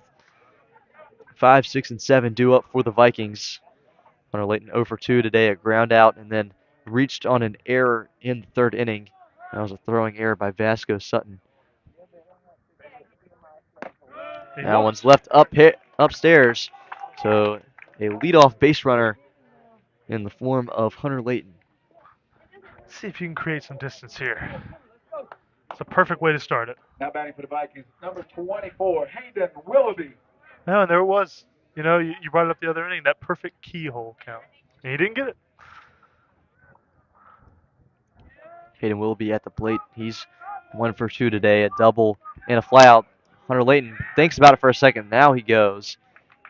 He started to take off for a second. Heard runner screamed from the Jacksonville dugout. He hesitated, but then the ball in the dirt all the way to the backstop got him to go all the way up to second. It's a real question what this game would look like if it wasn't for pass balls. I mean, genuinely, I mean, a lot And of the runs have been walks. attributed. Yeah. Well, I mean, you think about the 5 walks given up by Tucker Anderson tonight, what that would look like if he didn't give up those walks as well.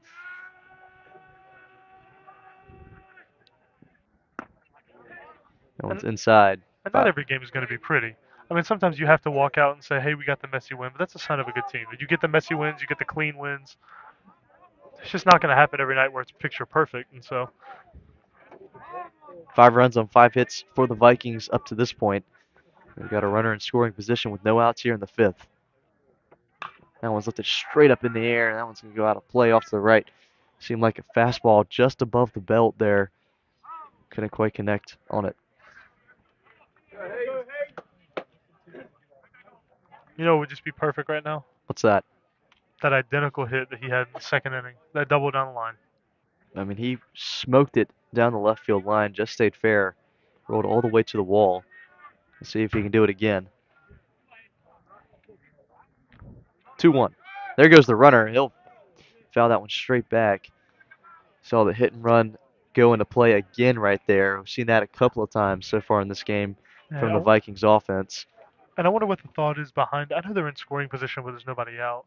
But the catcher has not thrown anyone out tonight, so I'm surprised they haven't straight stole, just gone on through. But it's been pretty consistent, hit and run, get the bat to the ball. 2 balls and 2 strikes is the count to the Vikings first baseman. 2-2 just off the plate. Wow, what a pitch there from Sutton. Located the fastball. Seemed like maybe could have caught the zone just a little bit, but just off the plate, and the count is now full. It's got a little bit of late cut. It's hard to umpire for. Here's the payoff. Leaves that one up high. Oh, no. Strike 3 caught the top of the zone. And Sutton sets Willoughby down on strikes. A little bit of a makeup. So we will see our first pinch hitter of the ball game for the Vikings. Landon Scott, the typical starter in this spot, but Tucker Pridgeon taking over his role with it being senior Now night. batting, number 15, Landon Scott.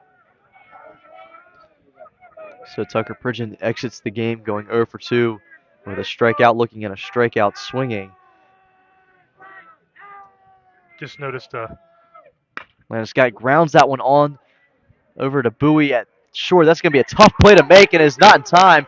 The ball rolls past Lewis at first, and Hunter Layton comes home to score. A really good job, piece of hitting there from Landon Scott to kind of poke it the other way. And with Bowie being on the bag at second covering, that was a tough play for him to make.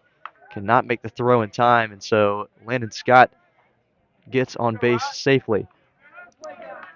Now batting, number 20, Ryan Edwards. if you notice, there's some action over in the Jacksonville pen. There is. A couple jogged over at the beginning of the inning, and they're up and warming. I'm surprised they did not count that as an error. I mean, of course, that was a base hit, but then the error possibly made there. Would you count that as an error with not being able to pick the ball? Not on that one because he had already beat it. I think if he hadn't have beaten the throw, then yes. But And Landon no. Scott is out at first. No slide in to the bag, and the tag was applied. So now 1 away in the inning. Bases are now empty. Our second pickoff of the night. And that was a bit of an uncharacteristic pickoff right there. Landon Scott kind of moseyed his way back to the bag. He was out on the tag. So Ryan Edwards in the box saw a tremendous throw. already in this game coming from left field. Almost cut Vasco Sutton down at second base. Throw was not in time. Unfortunately, he's 0 for 2 so far today. A flyout and a strikeout.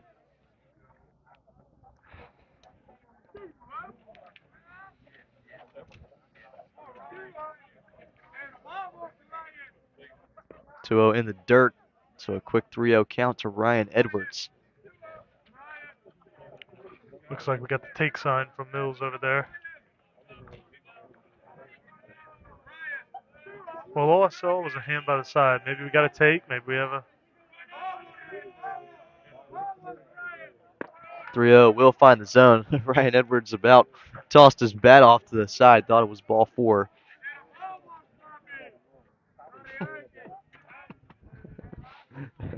I'm loving the calls coming from the Conley dugout right now, but here's the keyhole pitch. Thank you, Josh Rochester. That's fouled straight back. And now it's full. I think that's the proper term for the next one. There you go. Full. Yeah, the calls from the dugout have been kind of interesting tonight. It's a couple new ones I haven't heard before from the team.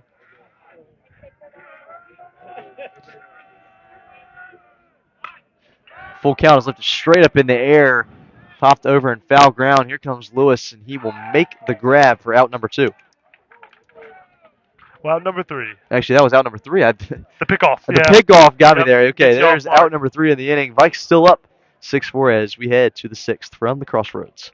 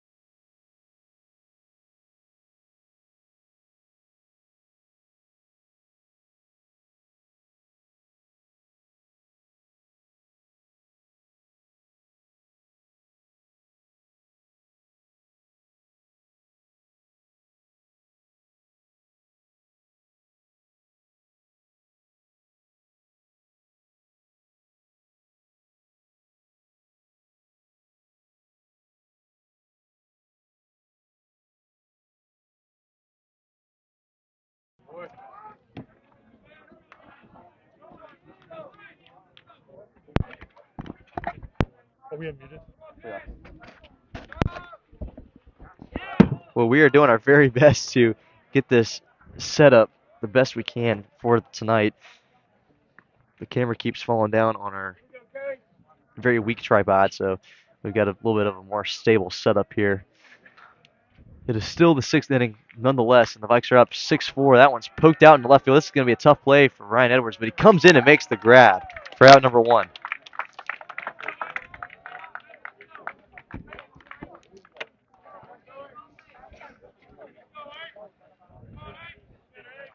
The wild pitches and the foul balls into the netting have killed us on our camera so far tonight, Josh. On the scoreboard and on the camera. Number 8, All the Jaron same. Bowie. So Jaron Bowie in the box. He'll look at ball 1. The man with the clutch bases loaded hit last time up. Very good piece of hitting to go the other way for him. That was straight back and out of play. That fastball seemed a little bit better. 87. That was on the outer portion of the plate.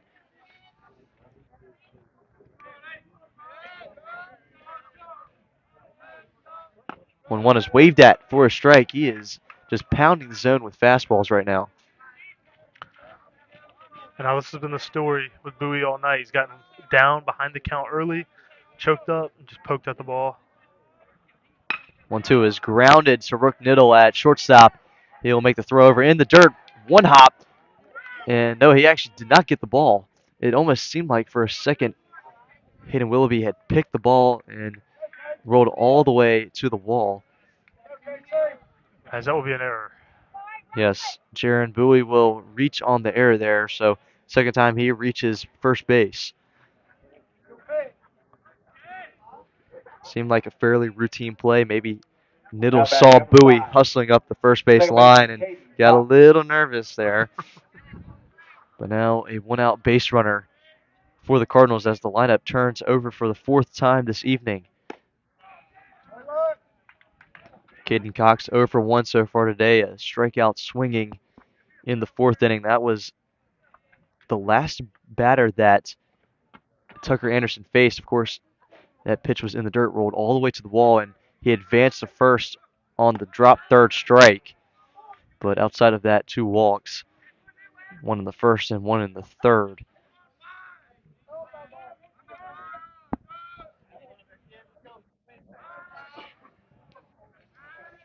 Two balls and no strikes is the count as Bowie leads away over there at first.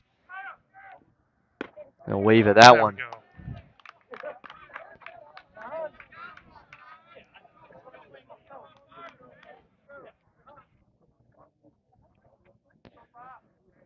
Well, this is just another one of those games where the Vikings find themselves into a close game scenario late into the game. Saw it a couple weeks ago against New Bern. Now here we are against Jacksonville today, up by 2 runs in the 6th. We're seeing a little bit of a pitch comm issue for Colton New Bern, the catcher. They'll switch out the band. I've never been that much of a believer in, I've never really liked pitch comm in high school. I don't know what your thoughts are on it. As long as you can fix it quickly if you have a problem, then to be honest with you, the pace they're going at right now is just as good as the professionals do. But yeah, using pitch comm, I think it's an interesting new innovation. Is it needed? No. But are you trying to speed up the game a little bit? Sure. So I understand. You program all your pitchers and their different pitch mixes, and it does make the process of remembering a little bit easier. But beyond that, not really. Well, it seems like we're getting a Field of Dreams clip being played over the speakers right now.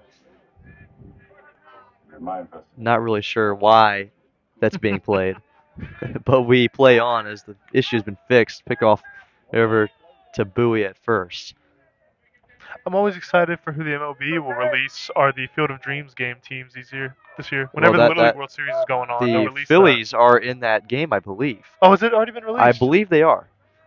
Oh, if the Phillies are in it, then a little bit of a letdown, huh? Guaranteed loss, I guess. That's a little schedule letdown there. Just like, we'll throw the Phillies out there. That's one score I need to update and check on for tonight. Of course, the 76ers are playing. That's my team. But, I want to make sure that Don's first game as an MLB manager is good. That one's waved at. Count runs full. Of course, the Phillies firing their manager today, Rob Thompson. I did like him. After Joe Girardi got fired, I did not like Joe Girardi, and I was happy that it happened. I liked Rob. He was a very winning coach. Of course, led the team to the World Series in 2022, lost to the cheater Astros. Full count pitch is left off the plate for ball 4. Can't let it go, can you? I cannot. You shouldn't let it go. That's my thing. I can't. You are definitely justified in the anger, still to this day. We'll see head coach Jason Mills come out to the mound, have a chat with Caleb Case after giving up back-to-back base runners. All right, I say this every time, Josh, but what is he saying to Caleb Case in this moment? Well, it's definitely, I will say this. In practice, you learn a lot about each other. In practice, we're talking about practice. We are talking about practice. In practice, you learn a lot about each other, your tendencies, your tricks, and commonly coaches build different patterns and stuff they've been teaching you all throughout the year. There's probably something that he's addressing right now. He only addressed the pitcher right there, so he's talking mechanics, he's talking game plan. He's probably not talking too much in the field. But I mean, super quick mound meeting. So if anything, you're probably more on like, hey, how we're going to play this defensively, what this guy's already done at the plate today, stuff like that. But you never want to go out there and just run through someone's emotions, like completely change the course of everything that's going on. Pitching is about really intensity under control. That's a good way to say it. Chaos under control. That is a good way of saying it. Now batting number 6, Cannon Smith. Josh Rochester bringing the knowledge. That one's bunted. That one's going to be popped in the foul ground, fall left of the line. And that's it right there. Like we talked about how quick it was and just managing the defense right there. They're used to either the signs or this kid has bunted in the past, whether in a prior matchup, whatever, because it just the fact that would be so coincidental the first pitch and you already have all your motions set. They were covering their defense. The Vikings have found their way into a late game battle with the Jacksonville Cardinals, up 6-4 late in this one. In the sixth, Bunton is laid down the line. They'll see the flip is made by Case. Wow. Wasn't sure who was going to get the ball there. Maybe see if there was going to be a tag applied. Who knows what was going to happen, but eventually it was Caleb Case getting the ball and making the flip over to first base. And we'll see an intentional walk. That's a smart play. Now this is one oddity that you'd bunt into a two-out scenario. So we'll see if it pays dividends or not. So that last put out, rule it 1-4 yes. on the sack bunt. Runners are at second and third with 2 outs. Actually, sorry, bases are loaded now after that intentional walk on Vasco Sutton. That's something rare that you don't see in high school is an intentional walk. But 2 away, and he'll get the cleanup hitter, Jonathan Pittman, a wave at the first one. He's 0 for 3 so far today. A couple of ground outs and a strikeout.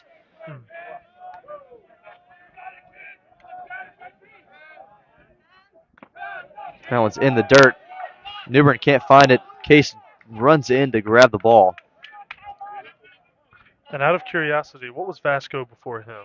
Just curious on how he's hit today. Is Vasco is 2 for 2 so far today. A hit by pitch, a single, and a double.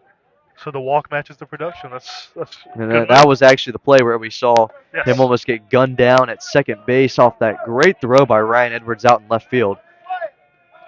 Now you're facing your guy that's been struggling, 0 for 3. That's a great move. Big time pitch coming up, an 0-2 count. The bases are loaded with 2 away. Here's the offering. That one's lifted straight up in the air into left field. Edwards will come in just a little bit over to his right and records out number 3. And so Caleb Case gets out of a bases loaded jam. How about it? And the Vikes are still up 6-4. We'll head to the bottom of the 6th right here on DHC Game Day.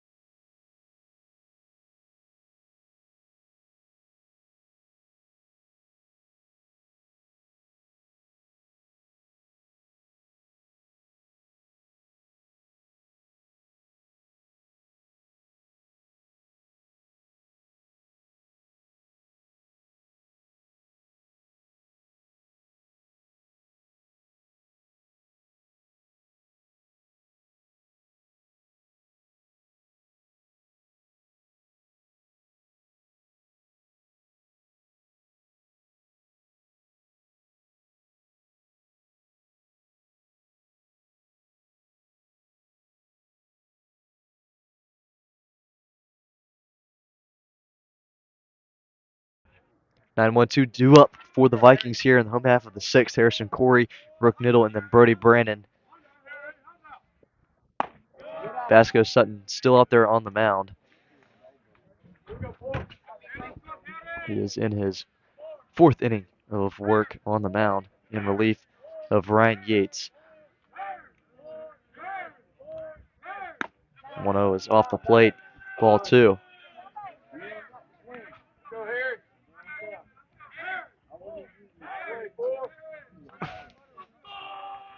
I'm sure the Vikings would love to scratch across a couple runs here for some insurance headed into the seventh. We'll see if they do just that. 2-0 is in the dirt. Absolutely, you would love to become Grand Slam proof. We'll see if Harrison Corey can reach base without even picking the bat off his shoulder.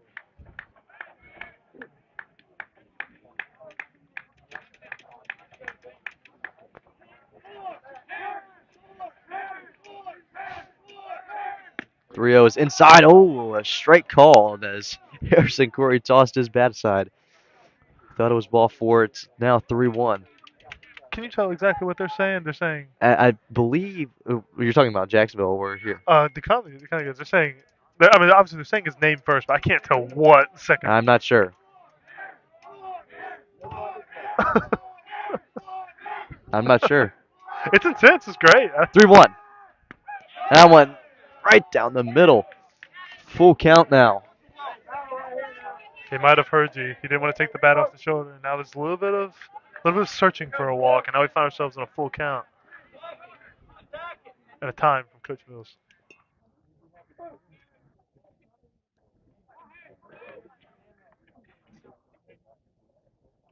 It's so quiet.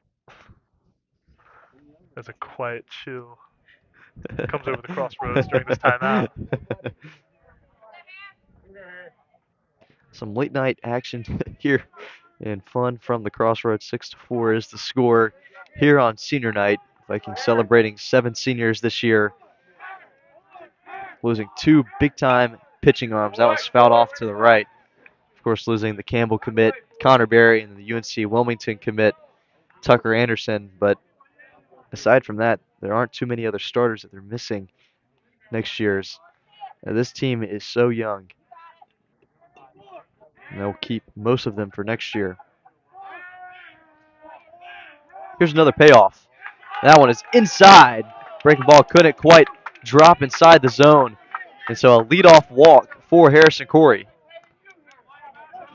Hearing a lot of frustration from the Jacksonville side right now.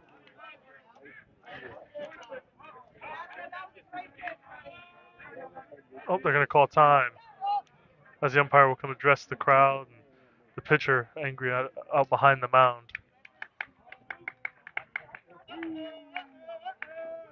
I think it was the comment on bribery that may have pushed it over the boundary. Okay. And caused there were comments of bribery. Did you ever have one of those moments as an umpire where you had to go address the crowd?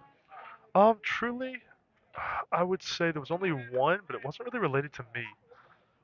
It's actually fans fighting in the crowd, which is interesting. Oh, wow. Yeah. I've had a moment where I saw a fight in the stands. That was during the Parker's Holiday Tournament when me and my good friends, Stable Sports Center, were commentating that tournament. Fight broke out during the South Central North Pitt game in the stands.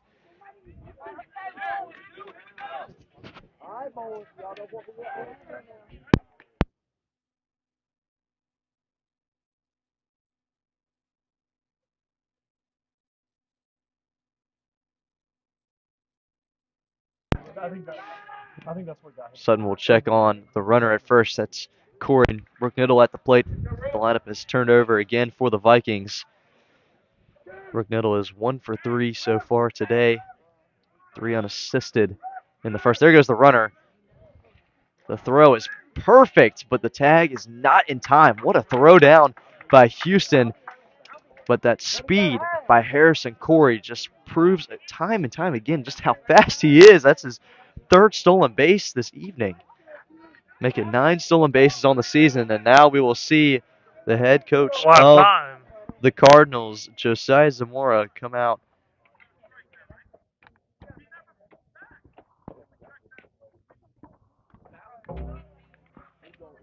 No, I will have to agree with the Zamora is Jacksonville head coach here. He did not pull back, okay. but I So think it was a missed call. let's break down the play here for just a second. Rook Niddle squared to bunt. The pitch was up high. It was out of the zone. It was a ball, but Zamora is arguing that Rook Niddle did not pull his bat back in enough time, therefore meaning it was a strike. And I didn't quite take a look at if he pulled the bat back in enough time. I was mainly looking at the throw down, but Josh, you're saying I do believe the Jacksonville coach is right here, and that's okay. as a Conley supporter. There was never a pullback. It was one of those, distraction covers, but he never pulled the bat. I mean, he was extended all the way out. It should be strike one. I agree with that. Now, the runner was safe easily, so there's nothing to contend Yes. about there. But But the count should be 1-1. The field umpire. Or 0-1, I guess, I should because say. the field umpire is taking off to second base there on the cover, because he actually was on the right side, or sorry, you'd say the right side of the mound from our perspective. That's supposed to be the home plate umpire's call. The Jacksonville coach is correct to challenge this, and we'll see what they come out with, though. Seems like they will rule it as a ball, so We'll David get a count Johnson check. had to take a look at the runner going down to second and the throw down to see if he was safe, so he could not look and see if Rook Niddle pulled his bat back in enough time. So John Conway makes the ultimate decision and says he did pull back in enough time, and the count is 1-0 with a runner on second base and no outs. 1-0 is up high again, 2 balls and no strikes. We'll see just how much more chirping we'll see from the Jacksonville dugout. He will run someone down to the bullpen. That is number 15, Jacob Moore, who I do not have as an outing. Oh, no, he's just going down to talk with the bullpen. Almost jumped over the fence. 2-0 is downstairs. Another 3-0 count to the second straight batter in this inning.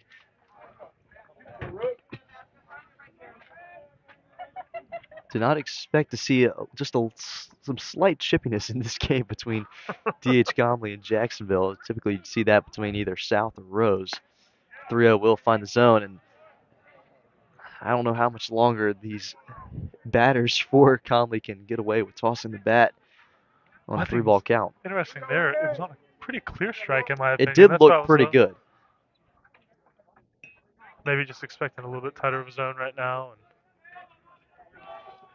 And here we are with a 3-1 count. The keyhole pitch. Here we go. I'm We've going loved to it keep all using it. game. I'm going to use it the rest of the season into the playoffs. 3-1 waved at for a strike. Guessed wrong there on that pitch. 83 miles an hour. I'm not sure if that's still his fastball at this point. Maybe seeing him slow down as he's getting further into the game, fatiguing just a little bit. And he looked far out ahead of it, too. And so maybe we had a little bit of a change up. But, yeah, like you said, where's the velocity on the fastball? It could have been a sinker, honestly. It could have been that. Maybe. But here's the payoff. That one's fouled straight back. Got a piece of it. And our camera lives. That's the good part about this new camera setup. It's a little bit more stable, lower center of gravity, so not a whole lot a ball into the netting or a ball against the backstop can do to it.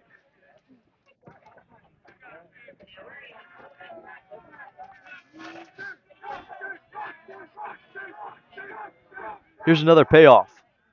That one's grounded to Cox over there at second. He'll make the throw over to Lewis in enough time, but Rook Noodle does his job and moves the runner up to third, now 1 away in the inning.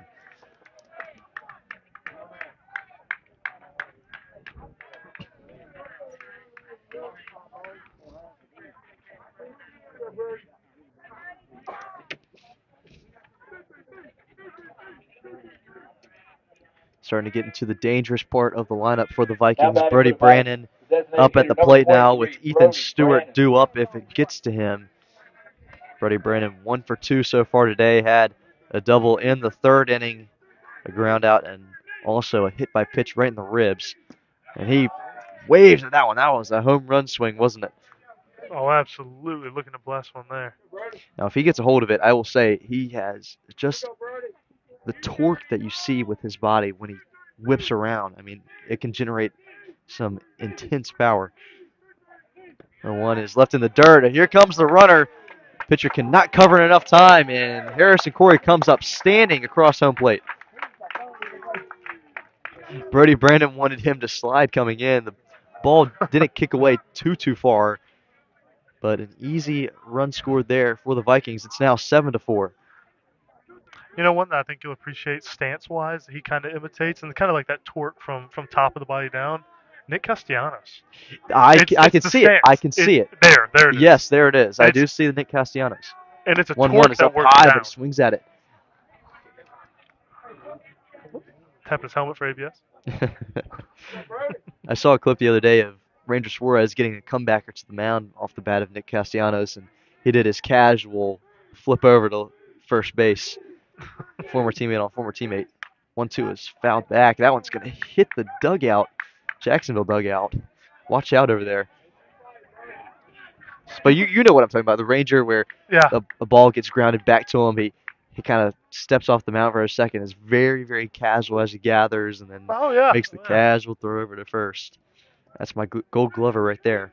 How about George Kirby with a liner back into his shirt? That's Yes, I another saw one. that. One away already in the inning, but one has come across to score. The bases are empty for the two-hole batter, Brody Brannon. 1 ball and 2 strikes is the count. That one's lifted straight up in the air. That one's foul. That's going to go out of play into the away stands. Watch out. That was a dangerous kick. Could have taken someone out. Luckily, no one was hit. Now, Josh, we've talked about this. We have no glove out here. None. No. I What think are we we should. doing? What are we doing I if think the we ball should. comes over here? Can you imagine the launch angle of a ball that would have to get to us right here? Like we are so. It would have to be a ball straight up that just drifts in the wind. I guess And so. we're right up against the netting, but like I said, we could play superhero a little bit. Here's another 1-2 to Brannon. That one's up high. Shot. Didn't chase it that one. He's already left one pitch up high. Sorry, he already swung at one pitch up high in this at-bat, but he leaves that one. So now 2 balls and 2 strikes is the count. 2-2 is grounded. That one's chopped in play to Yates. The throw is over the Well off. head of Lewis. There goes Brandon. He's on his horse. He will come into second with ease. A lot closer of a play at second, actually, but Brady Brandon gets in there as he reaches on the air. I knew the trouble was coming as soon as he kept drifting back on the ball. If he comes up, third baseman comes up and attacks that ball for the second bounce, he's probably making the play easy there. He did take that step back, and now we will see a pitching change for Jacksonville. We will take a quick pause and tell you about the new pitcher right here on DHC Game Day.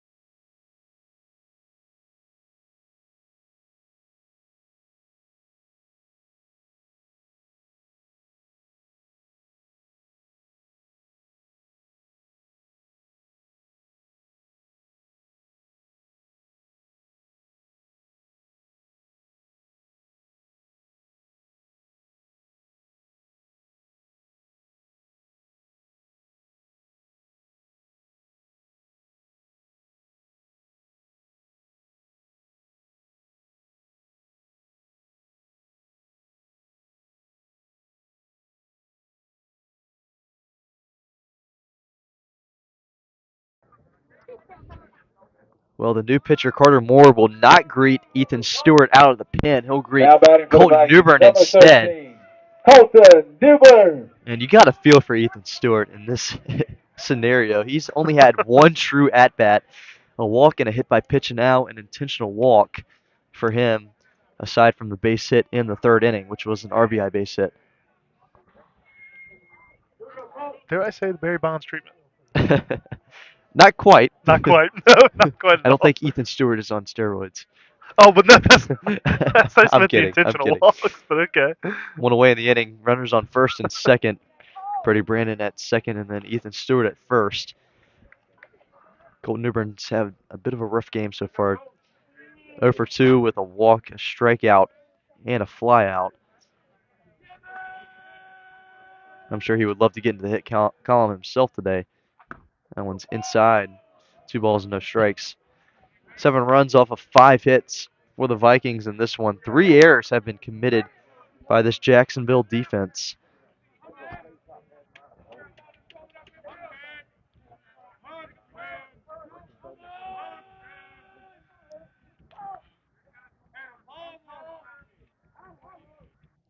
Tuo is ripped on the ground to Cox. Possible double play ball. 4-6-3 got him.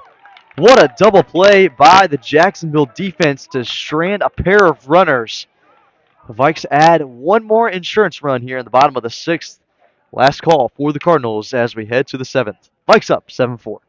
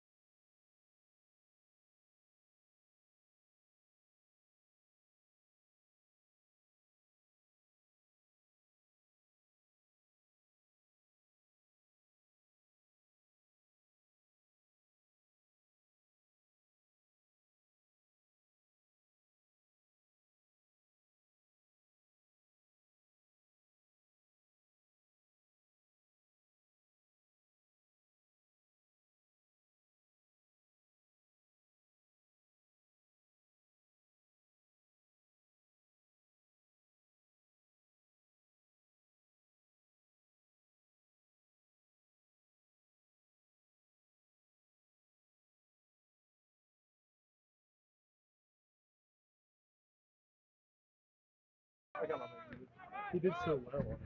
Last call for the Cardinals here in the top half of the 7th. Caleb Case still out there on the mound.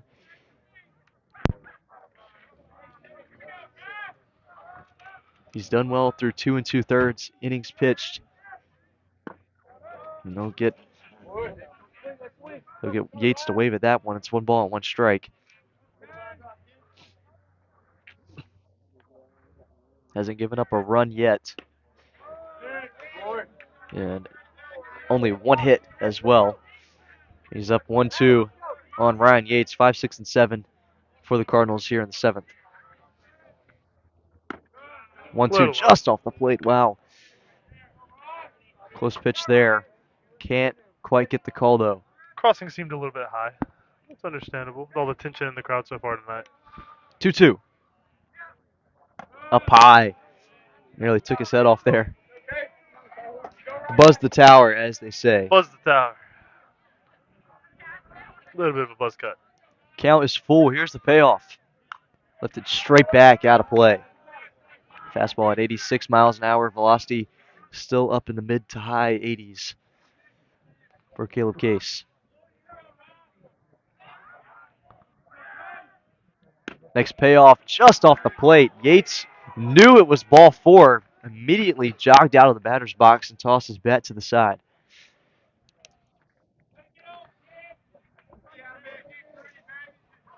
You know, acting convinced tonight has influenced some calls. You've been What's able that? to see it. Now batting Acting number 11, convinced tonight has McGuire influenced some calls. You've been able to see it. So now McGuire Lewis at the plate. 0 for 1 with a flyout and 2 walks. That was a foul ball into the glove. So 0-1. He's got a runner on first with no outs.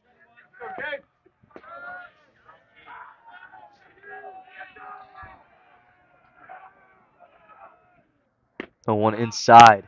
I'm not seeing any rally caps in the Jacksonville dugout. Were you a rally cap guy yourself? You know, I think I'm only a rally cap guy when I'm a fan. Okay. I think that's it. Do That is you my principle. actually do it? Because I've seen you wear hats a fair amount. Of course, you see the Pittsburgh Pirates hat. That one's just floated, popped Pitcher is softly up to Caleb Case. He'll record the out. And the lifeline gets a little bit bleaker as you only have 2 outs remaining. No, am I willing to wear it during a game? I've done it. I've definitely done it before, but overall, I would say I don't normally do it because I don't like to ruin my hats. I don't like flipping them all out. Now I may turn them backwards, may turn them sideways. I don't know. It just kind of depends Like on the feeling. I'm talking like Inside out. we're well, yes, but I'm talking like a moment where like you're sitting there on your couch, you're watching the 2022 Phillies. They're in the 9th inning against the St. Louis Cardinals, down 2-0, and they put up that legendary 9th inning performance to take the lead and win that game in the wild card series against the Cardinals. I mean, I'm talking about that kind of situation. You're sitting on the couch. Do you get that superstitious? If I am on the couch by myself, absolutely not. Absolutely not. Absolutely But if not. you're with friends, If I'm with friends that Okay. are all really excited about it, sure, I may play it again. Yeah. May here's play the it. 0-2. That one's outside for ball 1. Also, I don't know if I'd ever turn on a Phillies game unless it was the Okay, all right. Now look, I Devontae don't need Keystone. that. I don't need that. No, Philly's great organization. They are. Rest in peace, the poop series. We all best scoreboards ever. 1-2. Got him looking on the outside part of the plate. Dropped the breaking ball in there. Actually, no, that was a fastball. It is He is tough to see struggling some of to that. read it. I am tough. It's tough to see him right now.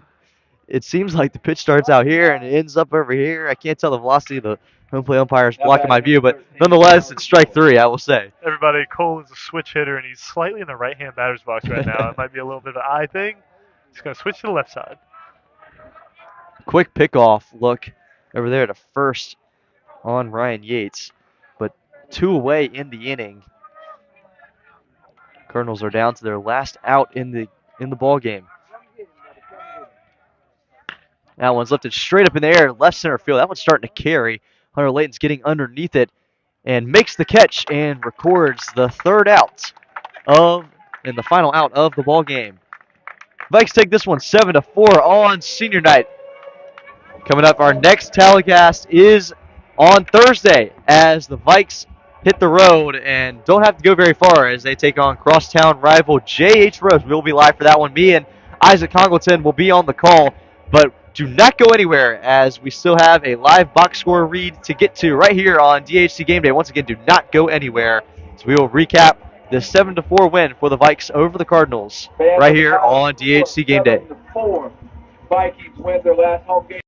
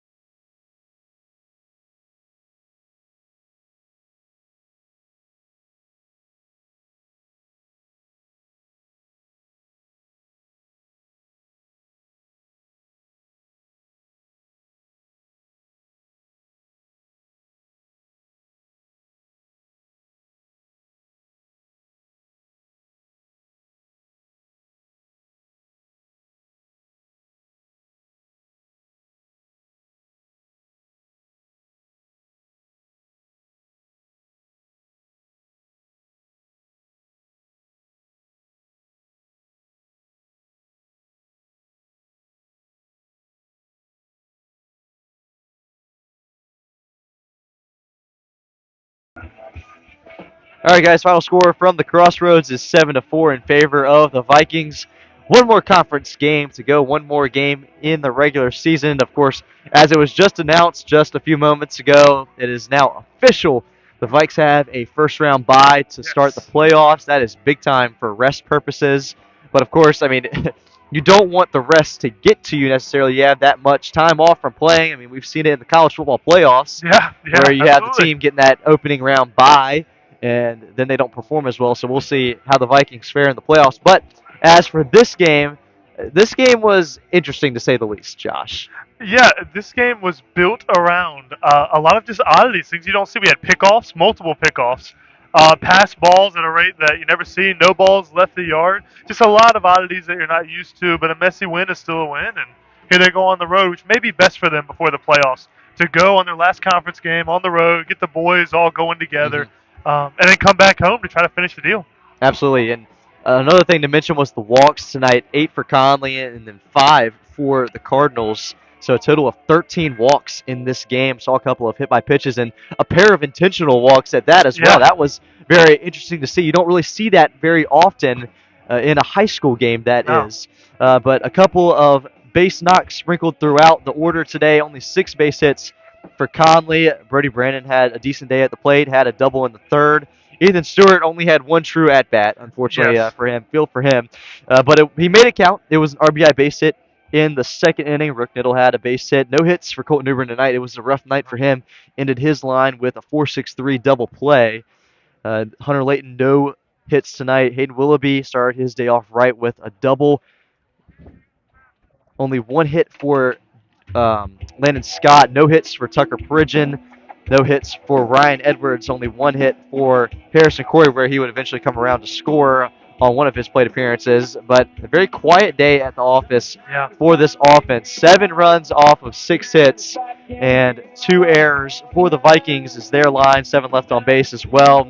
That number, you still want to see that, maybe 5 or less left on base. But Yep. of course, Conley's done well so far the past couple of games at limiting the runners left on base. Not as much tonight, but 7 left on base. Jacksonville's final line, 4 runs off of 4 hits, 3 errors, and 11 left on base. Tucker Anderson had a decent day through the first couple of innings, then gave up a couple of runs. Really good relief outing Yeah. from Caleb Case. We've seen that back-to-back appearances now from Caleb Case. Even though only 2 strikeouts through 3 2/3 innings pitched, that was very efficient. Only 1 hit given up, no runs, and 3 walks for him. So that is the final line from the Vikings. Any final thoughts from tonight, Mr. No, Josh? all you can say is go Vikes. Go Vikes, a really good senior day dub, and the Vikings remain perfect in conference play. They'll put that up to the test and gamble it on Thursday as they hit the road and take on the Rampants, the crosstown rival JH Rose. We will be live for that. Tune in at about 6:30, about the same time as we started today. But that's going to do things here from the Crossroads. 7-4 is the final. Vikings over Cardinals. Thank you all for tuning in. I'm Cole Martin. Alongside me tonight was Josh Rochester. Thank you all for tuning in. And as always, go Vikes and God bless. Go Vikes. God bless.